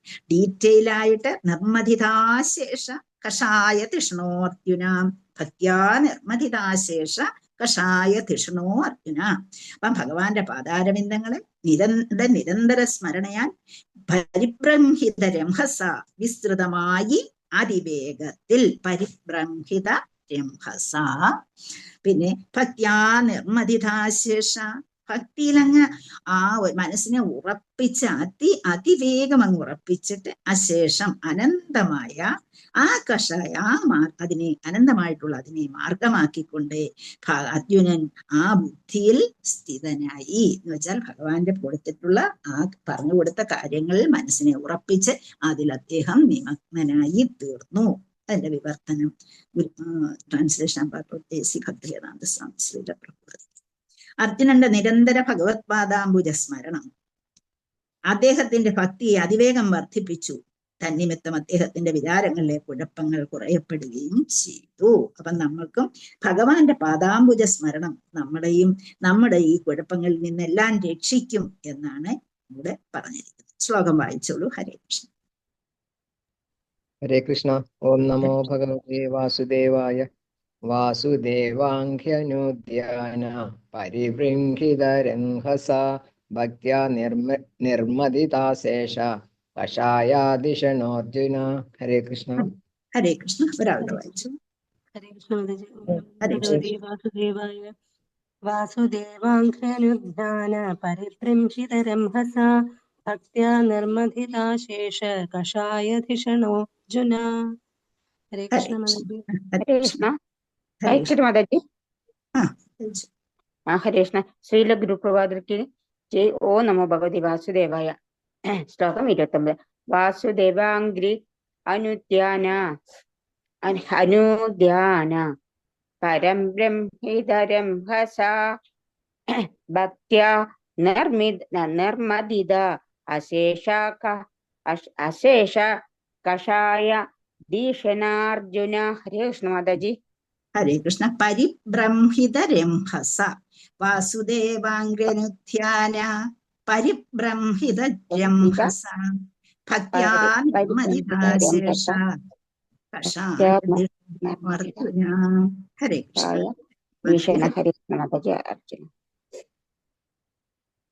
അപ്പോഴേ നമ്മുടെ മനസ്സിൽ ഉണ്ടാകുന്ന ഈ നമ്മൾക്ക് ഒരുപാട് ആഗ്രഹങ്ങളുണ്ട് അല്ലെ. എന്തെല്ലാം ആഗ്രഹങ്ങളാണ്. എന്ത് കണ്ടാലും നമുക്ക് അത് വാങ്ങണമെന്നും അല്ലെങ്കിൽ നമുക്ക് അതേ രീതിയിൽ പോകണമെന്നും നമ്മുടെ വീട്ടിലേക്ക് അത് വേണം. അത് ഒരുപാട് ലൗകികമായ ആഗ്രഹങ്ങൾ നമുക്ക് തന്നിട്ടുണ്ട്. നമ്മുടെ മനസ്സ് അങ്ങനെയാണ് വന്നിരിക്കുന്നത്. കാരണം മുജ്ജന്മത്തിൽ നിന്ന് നമ്മൾ കൊണ്ടുവരുന്നതാണല്ലോ അല്ലേ. എന്തൊക്കെയാ കൊണ്ടുവരുന്നത്? നമ്മൾക്ക് സമ്പത്തായിട്ട് കിട്ടുന്നത് എന്തൊക്കെയാ? നമ്മൾ മരിച്ചു കഴിയുമ്പോഴേ നമുക്ക് എന്തൊക്കെ കിട്ടും? നമ്മുടെ കൂടെ എന്നും നിലനിൽക്കുന്ന, എന്നും നമ്മൾ കൊണ്ടുപോകുന്നത് എന്തൊക്കെയാണ്? സൂക്ഷ്മ ശരീരം. സൂക്ഷ്മ, അതിലെന്തെല്ലാം ഉണ്ട്? മനസ്സ്, ബുദ്ധി, ബുദ്ധി, ചിത്ത, അഹങ്കാരം. ഇത് മൂന്നും നമ്മുടെ കൂടെ കൊണ്ട് നടക്കുകയാണ്. നമ്മൾ എങ്ങോട്ട് പോയാലും അതെല്ലാം നമ്മുടെ കൂടെ ഉണ്ട്. നമ്മളെ ഈ ശരീരം ഉപേക്ഷിച്ച ചിലര് പറയും, ഇതൊരു കഷ്ടപ്പാടാ, ഈ ജീവിതം ഒന്ന് തീർന്നു കിട്ടിയാ മതി എന്ന് നമ്മൾ ആഗ്രഹിക്കാറുണ്ട് ചിലര്. അപ്പൊ ആഗ്രഹിക്കുമ്പോഴും നമുക്ക് അവിടെയും രക്ഷയില്ല. നമ്മൾ ഇതും കൊണ്ടാ മറ്റോടത്തേക്ക് പോകുന്നത്. അപ്പൊ ഇതും കൊണ്ട് പോകുമ്പോ അവിടെ ചെല്ലുമ്പോഴും നമ്മുടെ കാര്യം തദൈവ തന്നെ. അപ്പൊ നമ്മൾ കൊണ്ടു നടക്കുന്നത് എന്താണോ നമ്മുടെ സമ്പത്താതെ. അതുകൊണ്ട് നമ്മൾ ചെയ്ത കർമ്മങ്ങളുടെ ഫലങ്ങളും കൊണ്ടാണ്. എന്ന് വെച്ചാൽ നമ്മുടെ മനസ്സിൽ വരുന്ന കാര്യങ്ങളാണ് നമ്മൾ ചെയ്യുന്നത്, അല്ലെ? അപ്പൊ മനസ്സും ബുദ്ധിയും എന്താണോ നമുക്ക് പറഞ്ഞു തരുന്നത് അതിനനുസരിച്ച് നമ്മൾ കാര്യങ്ങൾ ചെയ്യുന്നു. അപ്പൊ അതും കൊണ്ടാണ് നമ്മൾ ഈ നടക്കുന്നത്. അപ്പൊ നമുക്ക് എവിടെ ചെന്നാലും ഇതിനെ ശരിയാക്കിയില്ലെങ്കിൽ നമുക്ക് രക്ഷയില്ല. ആദ്യമേ നമ്മൾ ചെയ്യേണ്ടത് എന്താണ്? നമുക്ക് എത്ര ദിവസം ഇവിടെ തന്നിട്ടുണ്ടെന്ന് നമുക്കറിയത്തില്ല. നമുക്ക് കിട്ടിയിരിക്കുന്നത് എപ്പോഴാണ്? ഇപ്പം ഒരു 25 വയസ്സുള്ള ഒരു വ്യക്തി ആയിരിക്കാം. ചിലപ്പോൾ എന്ത് പറ്റും? ആ 25 വയസ്സ് ചിലപ്പോൾ അവനുള്ളെങ്കിൽ അവൻ ഉടനെ പോവേണ്ടതായിട്ട് വരും. അല്ലെ 50 ഉണ്ടെങ്കിൽ 50, അല്ലെങ്കിൽ 60 ഉണ്ടെങ്കിൽ 60. എത്ര ആയിട്ടുണ്ട്? കിട്ടുന്നത് സമയം എങ്ങനെയും പ്രയോജനപ്പെടുത്തി നമ്മൾ ചെയ്യേണ്ട ഒറ്റ കാര്യമേ ഉള്ളൂ. നമ്മുടെ ഈ മനസ്സെന്ന് പറയുന്ന ഈ സാധനത്തെ ഒന്ന് ശരിയാക്കി എടുക്കണം, അല്ലെ? ആ മാലിന്യങ്ങളെ ഒന്ന് മാറ്റിയെടുക്കാൻ നമ്മൾ ശ്രമിക്കണം. അത് മാറിയില്ല. എത്ര ആയാലും നമ്മൾ ചെയ്തിരിക്കുന്ന ജന്മജന്മാന്തരങ്ങളായിട്ട് ചെയ്തിരിക്കുന്ന കാര്യങ്ങളെയും കൊണ്ടാണ് നമ്മളിവിടെ എത്രയോ ജന്മങ്ങൾ. അപ്പൊ അതെല്ലാം കൊണ്ടുവന്നിരിക്കുകയാണ്. അതിനെ മാറ്റിയെടുക്കാൻ നമ്മൾ ഭഗവത് സ്മരണ കൊണ്ട്, ഭഗവാന്റെ പാദാംഭോജ സ്മരണ കൊണ്ട്, വാസുദേവാംഗ്രി അനുധ്യാന പരിബ്രംഹിത രംഭസ, ആ ഭഗവാന്റെ പാദപത്മങ്ങളെ ഓർത്തോർത്ത് അതിനെ ചിന്തിച്ച് നമ്മുടെ ഈ കാര്യങ്ങളൊക്കെയും നമ്മുടെ മനസ്സിൽ നിന്ന് മാറ്റിയെടുത്ത് മനസ്സിനെ ഒന്ന് ശുദ്ധമാക്കിക്കൊണ്ട്, മനസ്സ്, ബുദ്ധി, അഹങ്കാരമല്ല ചിത്തം, അതിനെ ഒന്ന് മാറ്റിയെടുത്ത് നമ്മൾ പോകാൻ ശ്രമിക്കണം എന്നുള്ളതാണ്. അത് അങ്ങനെ പോയെങ്കിൽ മാത്രമേ അടുത്ത ജന്മത്തിലായാലും നമുക്ക് സമാധാനം ഉണ്ടാവുകയുള്ളൂ. അപ്പൊ ലൗകികാഗ്രഹങ്ങളെല്ലാം മനസ്സിലെ മാലിന്യങ്ങളാണ്. അത്തരം ഭൗതിക മാലിന്യ കൂമ്പാരങ്ങൾ ഹേതുവായിട്ട് ജീവാത്മാക്കൾക്ക് അനുരൂപവും അല്ലാത്തതുമായ നിരവധി കാര്യങ്ങളെ അഭിമുഖീകരിക്കേണ്ടതായിട്ട് വരുന്നു എന്ന് പറയുന്നു. അപ്പം നമ്മൾ എങ്ങനെയാണ് നമ്മളിവിടെ ജീവിക്കുമ്പോൾ നമ്മുടെ മനസ്സിലെ മനസ്സ് ഓരോന്നും നമ്മളോട് ആവശ്യപ്പെടുന്നു, ബുദ്ധി അതിനങ്ങ് കൂട്ടുനിൽക്കുന്നു, അല്ലെ? അപ്പം അതൊക്കെയും നമ്മുടെ കൂടെ എപ്പോഴും ഭഗവാൻ ഉണ്ട് എന്നുള്ളത് ശരിയാണ്. പക്ഷെ നമ്മുടെ മനസ്സിലെ മാലിന്യങ്ങൾ മാറാതെ ഭഗവാൻ നമ്മളെ ഡയറക്റ്റ് ചെയ്ത് നല്ലതിലേക്ക് വിടുകയില്ല. അപ്പൊ അങ്ങനെ നമ്മുടെ ആ ആത്മീയ അസ്തിത്വത്തെ നമ്മൾ ശരിയാക്കി നമുക്ക് അതാണ് ഉള്ളത് എന്ന് മനസ്സിലാക്കാനും, ജന്മാന്തരങ്ങളായി നമ്മളെ ഈ ബദ്ധാത്മാക്കളെ ഒരു മിഥ്യയാണെന്നറിയാം, അസ്ഥിരമാണെന്നറിയാം. പക്ഷേ നമ്മൾ എന്ത് ചെയ്യുന്നു? ശുഭവും അശുഭവുമായ വിഷയങ്ങളിൽ അകപ്പെട്ടുകൊണ്ടിരിക്കുന്നു. നമ്മൾ ചെയ്യുന്നത് തെറ്റാണെന്ന് നമുക്ക് 100% അറിയാമെങ്കിൽ പോലും നമ്മൾ എന്ത് ചെയ്യുന്നു? അതിനകത്ത് അകപ്പെട്ടു പോകുന്നു. അപ്പം നമ്മുടെ ലൗകികാഗ്രഹങ്ങളെ അങ്ങനെ അതിന്റെ ഫലമായിട്ട് നമ്മൾ ഒരുപാട് കർമ്മങ്ങൾ നമ്മൾ ശേഖരിച്ചു കൊണ്ടിരിക്കുകയാണ്. നമ്മൾ എത്ര നാൾ ഇവിടെ ജീവിക്കുന്നു അത്രയും നാളും ഭഗവാന്റെ ഇത് ചെയ്യാണ് അംഗ്രി അനുധ്യാന പരിബ്രംഹിത രംഭസ. ആ രീതിയിൽ നമ്മുടെ മനസ്സ് പോകുന്നില്ല എങ്കിൽ നമ്മൾ പിന്നെയും കൂട്ടിക്കൊണ്ടിരിക്കുകയാണ്. നമ്മൾ വിചാരിക്കും നമ്മുടെ ബാങ്ക് അക്കൗണ്ട് കൂടുന്നുണ്ട്, ലക്ഷങ്ങളായി, അത് ക്രോഡ്സിലേക്ക് എത്തി, നമ്മൾ രക്ഷപ്പെട്ടു, എൻ്റെ മക്കൾക്ക് കഴിയാനുള്ളതെല്ലാമായി എന്ന ചിന്തയിൽ നമ്മൾ സന്തോഷിക്കുമ്പോൾ നമ്മുടെ മനസ്സ് എന്താണ്? ഓരോ ചിന്തയും നമ്മൾ പണം ഉണ്ടാക്കുക എന്നുള്ള ഒരു കാര്യത്തിലേക്കാണ് പോകുന്നത്. ആ പണം അതിലേക്ക് വരുമ്പോൾ എന്ത് ചെയ്യാനും നമുക്ക് ഭഗവാനെ കുറിച്ച് ചിന്തിക്കാൻ നേരമില്ലാതെ വരുന്നു, ചിന്ത കൂടുന്നു. അപ്പം ആ ഭൗതിക ചിന്തയിൽ എന്നാൽ ഒന്നും പൈസ ഇല്ലാതെ നമുക്ക് ജീവിക്കാൻ പറ്റുമോ? ഇല്ല, അതും ആവശ്യമാണ്. പക്ഷെ അതെങ്ങനെയാണ്? അതിനാണ് ധർമ്മ, അർത്ഥ, കാമ, മോക്ഷങ്ങൾക്ക് പ്രാധാന്യം കൊടുത്തുകൊണ്ട് വേദങ്ങൾ നമുക്ക് തന്നിരിക്കുന്നത്, അല്ലേ? അപ്പൊ ആ ധർമാർത്ഥ കാമ മോക്ഷങ്ങൾക്ക് അനുസരിച്ചാണ് നമ്മൾ പ്രവർത്തിക്കേണ്ടത് എന്ന് നമ്മൾ മനസ്സിലാക്കണം. ജീവാത്മാക്കളുടെ ബുദ്ധി അഥവാ വിവേകം അതിന്റെ യഥാർത്ഥ രൂപത്തിൽ അഥവാ പൈതൃക രൂപത്തിൽ ശാന്തമാകണമെന്നുണ്ടെങ്കിൽ ഭഗവാനെ കുറിച്ച് ഭഗവാന്റെ ശുദ്ധമായ രൂപങ്ങളെ കുറിച്ചും ലൗകികാഗ്രഹത്തെ കുറിച്ച് വിടാനും ഭഗവാന്റെ പാദപത്മത്തിലേക്ക് നമ്മുടെ മനസ്സുറപ്പിക്കാനും നമുക്ക് കഴിയുന്നു. അങ്ങനെ വരുമ്പോൾ ഭഗവാൻ അർജുനൻ ഇവിടെ ഭഗവാൻ പറഞ്ഞു കൊടുത്ത കാര്യങ്ങൾ ശ്രദ്ധിച്ചതുപോലെ നമ്മളും പഠിച്ചെടുത്ത ഭഗവത്ഗീത സന്ദേശങ്ങൾ ശ്രവിക്കുകയാണെങ്കിൽ അദ്ദേഹത്തിന്റെ ശാശ്വത ബദ്ധത്തിന്റെ തനിമ നമുക്ക് സ്പഷ്ടമായി കിട്ടും. അങ്ങനെ ഭൗതിക മാലിന്യങ്ങളിൽ നിന്ന് നമുക്ക് സ്വതന്ത്രരായി അല്പമെങ്കിലും സമാധാനത്തോടുകൂടി നമുക്ക് ഇവിടെ നിന്ന്, നമ്മൾ അറിയുന്നില്ല നമുക്ക് സമാധാനം ഇല്ല എന്നുള്ളത്. നമ്മളും അപ്പോഴും വിചാരിക്കുന്ന എന്താണ്, നമ്മുടെ മക്കളുടെ കൂടെ ജീവിക്കണം എന്നുള്ള ആഗ്രഹമാണ്.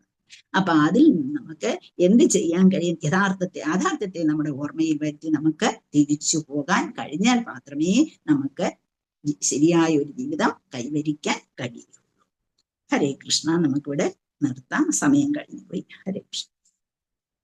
കൃഷ്ണജി, ഒരു കാര്യം ചോദിക്കട്ടെ, ഹരി പറഞ്ഞില്ല, അതിന്റെ ഒന്ന് പറഞ്ഞേ മാതാജി. ഹരിയുടെ അത് ഹരി എന്ന് പറഞ്ഞാല് ഭക്തന്മാരുടെ ഹൃദയത്തിൽ നിന്നും സർവ്വ പാപങ്ങളെയും നീക്കി കളയുന്നവൻ ഹരി. ഭക്തന്മാരുടെ ഹൃദയത്തിൽ നിന്നും സർവ്വ പാപങ്ങളെയും നീക്കി എന്താണ് പരിശുദ്ധമാക്കി മാറ്റുന്നത്. ഹരേ കൃഷ്ണ മാതാജി. ഹരേ കൃഷ്ണ മാതാജി. പിന്നെ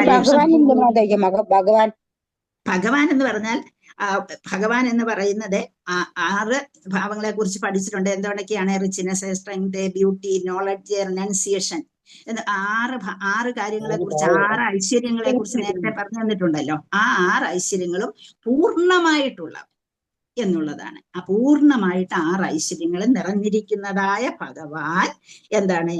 സർവാകർഷകനാണ്. അങ്ങനെയുള്ള ഒരു ആത്മീയ സത്തയാണ് ഭഗവാൻ എന്നുള്ളത്. എല്ലാവിധ ഐശ്വര്യങ്ങളുടെയും പൂർണ്ണമായ ഇരിപ്പിടമാണ്. എല്ലാവരെയും ആകർഷിക്കുന്ന കൃഷ്ണനാണ് ആ ഭഗവാൻ എന്നുള്ളത്. ഹരേ കൃഷ്ണ മാതാജി. ഹരേ കൃഷ്ണ. മാതാജി, ഒരു കാര്യം ചോദിക്കട്ടെ. മാതാജി, നമ്മള് ഭക്തിയിലാണെങ്കിൽ കൂടി ഗുണമിശ്രിതമായ ശരീരത്തിലാണ് നമ്മളെ ഇരിക്കുന്നത്. അപ്പൊ ഹരേ കൃഷ്ണ, കേൾക്കുന്നുണ്ടോ? ഇപ്പം നമ്മള് ഭക്തിയിലാണെങ്കിൽ കൂടി ഗുണമിശ്രിതമായ ശരീരത്തിലാണ് നമ്മൾ ഇരിക്കുന്നത്. അപ്പൊ അങ്ങനെ വരുമ്പോഴത്തേക്ക് ഭഗവത് സ്മരണം മലിനമല്ലേ? എപ്പോഴും സ്മരണമാണെങ്കിലും അത് മലിനമായി ബദ്ധാവസ്ഥയിൽ മലിനമാണ് എങ്കിൽ കൂടി മലിനമാണെങ്കിലും നമുക്ക് എങ്ങനെ പറ്റും? അപ്പോൾ നമ്മൾ ചെയ്യേണ്ട നമുക്ക് 3 കാര്യങ്ങൾ തന്നിട്ടുണ്ട് ഭഗവാന്. അതായത് ശ്രീമദ് മഹാഭാഗവതം, അത് ഭക്തരുടെ സത്സംഗമാണ്. അതുകൂടാതെ നാമം ഭഗവാൻ തന്നെയാണ്. പിന്നെ അതുകൂടാതെ സാധുസംഘം. ഈ 3 കാര്യങ്ങളിൽ മാത്രമേ മായയുടെ അധികാരപരിധി ഇല്ലാത്ത കാരണം ഈ 3 കാര്യങ്ങൾ ആര് ചെയ്യുന്നു എപ്പോഴും മാത്രമേ ശരിക്കും സാത്വിക അവസ്ഥയിൽ നമുക്ക് ഭഗവാനെ സ്മരിക്കാൻ പറ്റുള്ളൂ. അല്ലേ പണതി? അതെ, തീർച്ചയായിട്ടും. അത് 3 ചെയ്യുമ്പോ നാമജപം വരുമ്പോഴും നമുക്ക് എല്ലാവർക്കും അതുണ്ടോ പ്രവിധി? എല്ലാവരും ഒരു കാര്യമുണ്ട്, നമ്മൾ നാമം ജപിച്ചുകൊണ്ടിരിക്കുമ്പോ എത്ര പേരും നമ്മൾ തന്നെ എന്താണ്, നമ്മുടെ മനസ്സ് പോകുന്നില്ലേ പലയിടത്തേക്കും? അത് പോകാതെ പിടിച്ചു നിർത്തിയെങ്കിൽ മാത്രമേ പറ്റത്തുള്ളൂ നാമജപം, പരിശുദ്ധ നാമജപം, അല്ലേ? അതുപോലെ ആ ഡിവോഷണൽ പ്രാക്ടീസ് അത് ചെയ്യുമ്പോഴും നമ്മുടെ മനസ്സിൽ അഹന്ത ഉണ്ടാകാതെ ആ ഡിവോഷണൽ പ്രാക്ടീസ് പൂർണ്ണമാക്കി മുന്നോട്ട് കൊണ്ടുപോകണം. ഞാൻ ചെയ്തു എന്നുള്ള ആ അഹന്ത വരാൻ പാടില്ലാത്ത ഡിവോഷണൽ പ്രാക്ടീസ് ആയിരിക്കണം നമ്മൾ ചെയ്യേണ്ടത്. നാമജപം പരിശുദ്ധമാക്കാൻ ശ്രമിക്കുക. ഡിവോഷണൽ പ്രാക്ടീസ് അഹന്ത ഇല്ലാതെയാക്കി ചേർക്കാൻ വേണ്ടി ഞാൻ എന്ന ഭാവം അതിൽ നിന്ന് അടർത്തി മാറ്റിയിട്ട് വേണം നമ്മൾ എന്ത് ചെയ്യാൻ? ഡിവോഷണൽ പ്രാക്ടീസ് തീർച്ചയായിട്ടും. പിന്നെ ഭഗവത് പാദാംഗ്രി അനുധ്യാന പരിഭ്രമി അത് പ്രത്യേകമായിട്ട് ഓർക്കണം. അങ്ങനെയല്ലേ പറ്റൂ പ്രഭു? അപ്പോഴെല്ലാരും ഈ ഇത്രയും പഠിച്ചിട്ടും എല്ലാരും ഈ സത്സംഗത്തിൽ വരാത്ത എന്താ? അവർക്ക് ഇത്രയും വലിയൊരു സത്സംഗം നടക്കുന്നു മാതാജി, ഇത്രയും വലിയൊരു സത്സംഗം മുതുകുളത്ത് നടക്കുന്നു, വളരെ വിരലിലെണ്ണാവുന്ന ആൾക്കാരെ അവിടെ എത്തുന്നുള്ളൂ. എന്തുകൊണ്ടാണ് അങ്ങനെ വരുന്നത്? നമ്മൾ ഇത്രയൊക്കെ ഡെയിലി ക്ലാസ് എടുക്കുന്നു. അപ്പൊ നമ്മൾ കാരണം എന്ന് പറഞ്ഞാൽ നമ്മൾ കേട്ട് നമ്മുടെ ജ്ഞാനം നമ്മൾ നേടുന്നല്ലാതെ വൈരാഗ്യത്തിന്റെ ഭാവത്തിലേക്ക് നമ്മൾ വരുന്നില്ല. ഇല്ല, തീർച്ചയായിട്ടും ഇല്ല. വൈരാഗ്യത്തിലേക്ക് ഭാവത്തിലേക്ക് നമ്മൾ വരുന്നില്ലെന്ന് തന്നെയല്ല, പല കാര്യങ്ങളുണ്ട് പ്രഭു. പലർക്കും സാഹചര്യങ്ങള് ഉണ്ട്. പിന്നെ അതുപോലെ തന്നെ ചിലർക്ക് ഇൻട്രസ്റ്റ് ഇല്ല. സാഹചര്യങ്ങൾ ഉള്ളവർക്ക് ഇൻട്രസ്റ്റ് ഇല്ല. ആ ഒരു ഇൻട്രസ്റ്റ് വരണം, അത് കേൾക്കണമെന്നുള്ള ആഗ്രഹം വരണം. പിന്നെ എന്താണ്, നമ്മൾ കൊണ്ടുവന്നിട്ടുള്ള മനോബുദ്ധി ചിത്തം അല്ലേ, അത് നമുക്കതിന് സഹായകമായി ഭവിക്കണം. അപ്പം നമ്മൾ അതുപോലെ ഒരു നല്ല ഒരു ഭക്തനാണ് ക്ലാസ് എടുക്കുന്നത്, ആ ഭക്തനെ കുറിച്ച് നമുക്കൊരു ചെറിയ അറിവ് ആരെങ്കിലും പറഞ്ഞു തരണം. അവിടെ പോയി ക്ലാസ് കേട്ടാൽ എന്നെ പ്രയോജനമുണ്ട് എന്നുള്ളത് അത് പറഞ്ഞു തരണമെങ്കിൽ എന്ത് വേണം, നമുക്കതിന് കർമ്മം വേണം. അങ്ങനെയുണ്ട്. പിന്നെ അതിന് വരാനുള്ള സാഹചര്യം ഇല്ലാത്തവർക്ക് വരാൻ പറ്റില്ല. പല രീതിയിലുള്ള സാഹചര്യങ്ങൾ അവിടെ ഉണ്ട്. അതുപോലെ തന്നെ നമുക്ക് അത് മനസ്സിലാക്കാനുള്ള കഴിവില്ല. അത് നല്ലതാണ് എന്ന് നമ്മൾ കേട്ടാൽ പോലും അപ്പുറത്തൂടെ അങ്ങ് പോവും, കേൾക്കാത്ത ഭാവത്തില്. അതും നമ്മളുടെ ഇതായിട്ടുള്ളത്. ഇതെല്ലാം ഒത്തു കിട്ടണം നമുക്ക്. അതിനാണ് എന്താ ഭക്തന്മാരുടെ ഹെൽപ്പ് നമുക്ക് ആവശ്യമായിട്ടുള്ളത്. പല പ്രാവശ്യം ഞാനിവിടെ പറഞ്ഞതിന്റെ കാരണം ഇന്ന് ലാസ്റ്റ് ദിവസമാണ് ത്രിദിന ഭാഗവത യജ്ഞം. ഇന്ന് ലാസ്റ്റ് ഡേറ്റ് ആണ്. അപ്പൊ അത് ഒന്ന് ഓർമ്മിപ്പിക്കാൻ മതയെ കൊണ്ട്, കാരണം ഞങ്ങൾ പറഞ്ഞാല് ഞങ്ങളുടെ അത്ര പരിശുദ്ധമില്ലാത്തതാണ്, അത് മനസ്സിൽ കയറില്ല. അതുകൊണ്ട് മതയെ കൊണ്ട് പറയിക്കാൻ വേണ്ടിയാണ് പറഞ്ഞ. ഹരേ കൃഷ്ണ. എന്ന് വെച്ചാൽ കഴിവുള്ളിടത്തോളം അതിൽ ചെന്നിരിക്കുന്നത് നമ്മുടെ സാക്ഷി പ്രഭുവാണ് ക്ലാസ് തരുന്നത് നമുക്ക്. അതുപോലെ തന്നെ രാധാംബിക മാതാജിയുടെ വായന അല്ലേ. അപ്പം അങ്ങനെ എനിക്ക് അവിടെ അത്രയും നല്ല ഒരു സാഹചര്യത്തിൽ കുറച്ച് സമയമെങ്കിലും അവിടെ പോയിരിക്കാൻ കഴിഞ്ഞാൽ മനസ്സും ശുദ്ധമായ ഒരു സഹായകമായി ഭവിക്കും തീർച്ചയായിട്ടും. അപ്പൊ അത് കേൾക്കുക, അവിടെ ചെന്നിട്ട് പറ്റുന്ന അത്രയും പേര് പോകുക, കേൾക്കുക, അതിൽ പങ്കെടുക്കുക, അവിടുത്തെ പ്രസാദം കഴിക്കുക, അവിടെ എന്ത് ചെയ്യാമോ അത് ചെയ്യുക. അങ്ങനെ നമ്മൾ അവിടെ ഇരുന്ന് കഴിഞ്ഞാൽ നമ്മുടെ മനസ്സ് കുറെയെങ്കിലും മാറി ഭഗവാനിലേക്ക് പോകാൻ നമുക്കൊരു വേണം. ഇത് ഭഗവാനിലേക്ക് പോകണം എന്നുള്ളത് അത്യാവശ്യമാണ് എന്ന് നമ്മൾ മനസ്സിലാക്കുക ആദ്യമേ. അല്ലാതെ നമ്മള് വേണ്ട എന്നുള്ളത്, എനിക്ക് ഇവിടെ നിന്ന് അങ്ങ് സുഖിച്ചാൽ മതി എന്നുള്ള രീതിയിൽ നിന്ന് അതുകൊണ്ട് പ്രയോജനം ഇല്ല എന്ന് നിങ്ങളുടെ മനസ്സിനെ ഒന്ന് നിങ്ങൾ ബോധ്യപ്പെടുത്തി കൊടുത്തിട്ട് പോവാൻ പറ്റുന്നവരെല്ലാം അവിടെ പോകണം എന്നുള്ളതാണ് എൻ്റെ ഒരു അഭ്യർത്ഥന നിങ്ങളോടുള്ളത്. കേൾക്കാവുന്ന അത്രയും കേൾക്കുക. എന്നുവെച്ചാൽ അവിടെ യാതൊരു ഇതും വരുന്നില്ല, മാലിന്യമില്ലാത്ത കാര്യങ്ങളാണ് അവിടെ പറയുന്നത്. അത് നമ്മളങ്ങ് ഒഴിച്ചു കൊടുക്കുക. എന്ന് വെച്ചാൽ നമ്മുടെ മനസ്സിലേക്ക് അങ്ങ് ഒഴിച്ചു കൊടുക്കുക. കേൾക്കുന്ന ഓരോ കാര്യങ്ങളും നമ്മുടെ മനസ്സിനെ ആ ധാരണയിലേക്ക് ഉറപ്പിച്ചു നിർത്താൻ വളരെ സഹായകമായിരിക്കും. പറ്റുന്നവരത്രയും പോകാൻ ശ്രമിക്കണം. അവരുടെ മനസ്സ് കുറെയെങ്കിലും ശുദ്ധമാക്കി എടുക്കാൻ ശ്രമിക്കണം. എന്നുവെച്ചാൽ നമ്മൾ കേൾക്കുന്ന കാര്യങ്ങളാണ് നമ്മുടെ മനസ്സിൽ നിലനിൽക്കുന്നത്. അതുകൊണ്ട് ഹരേ കൃഷ്ണ. എല്ലാവരോടുമുള്ള മാതാജി പറഞ്ഞ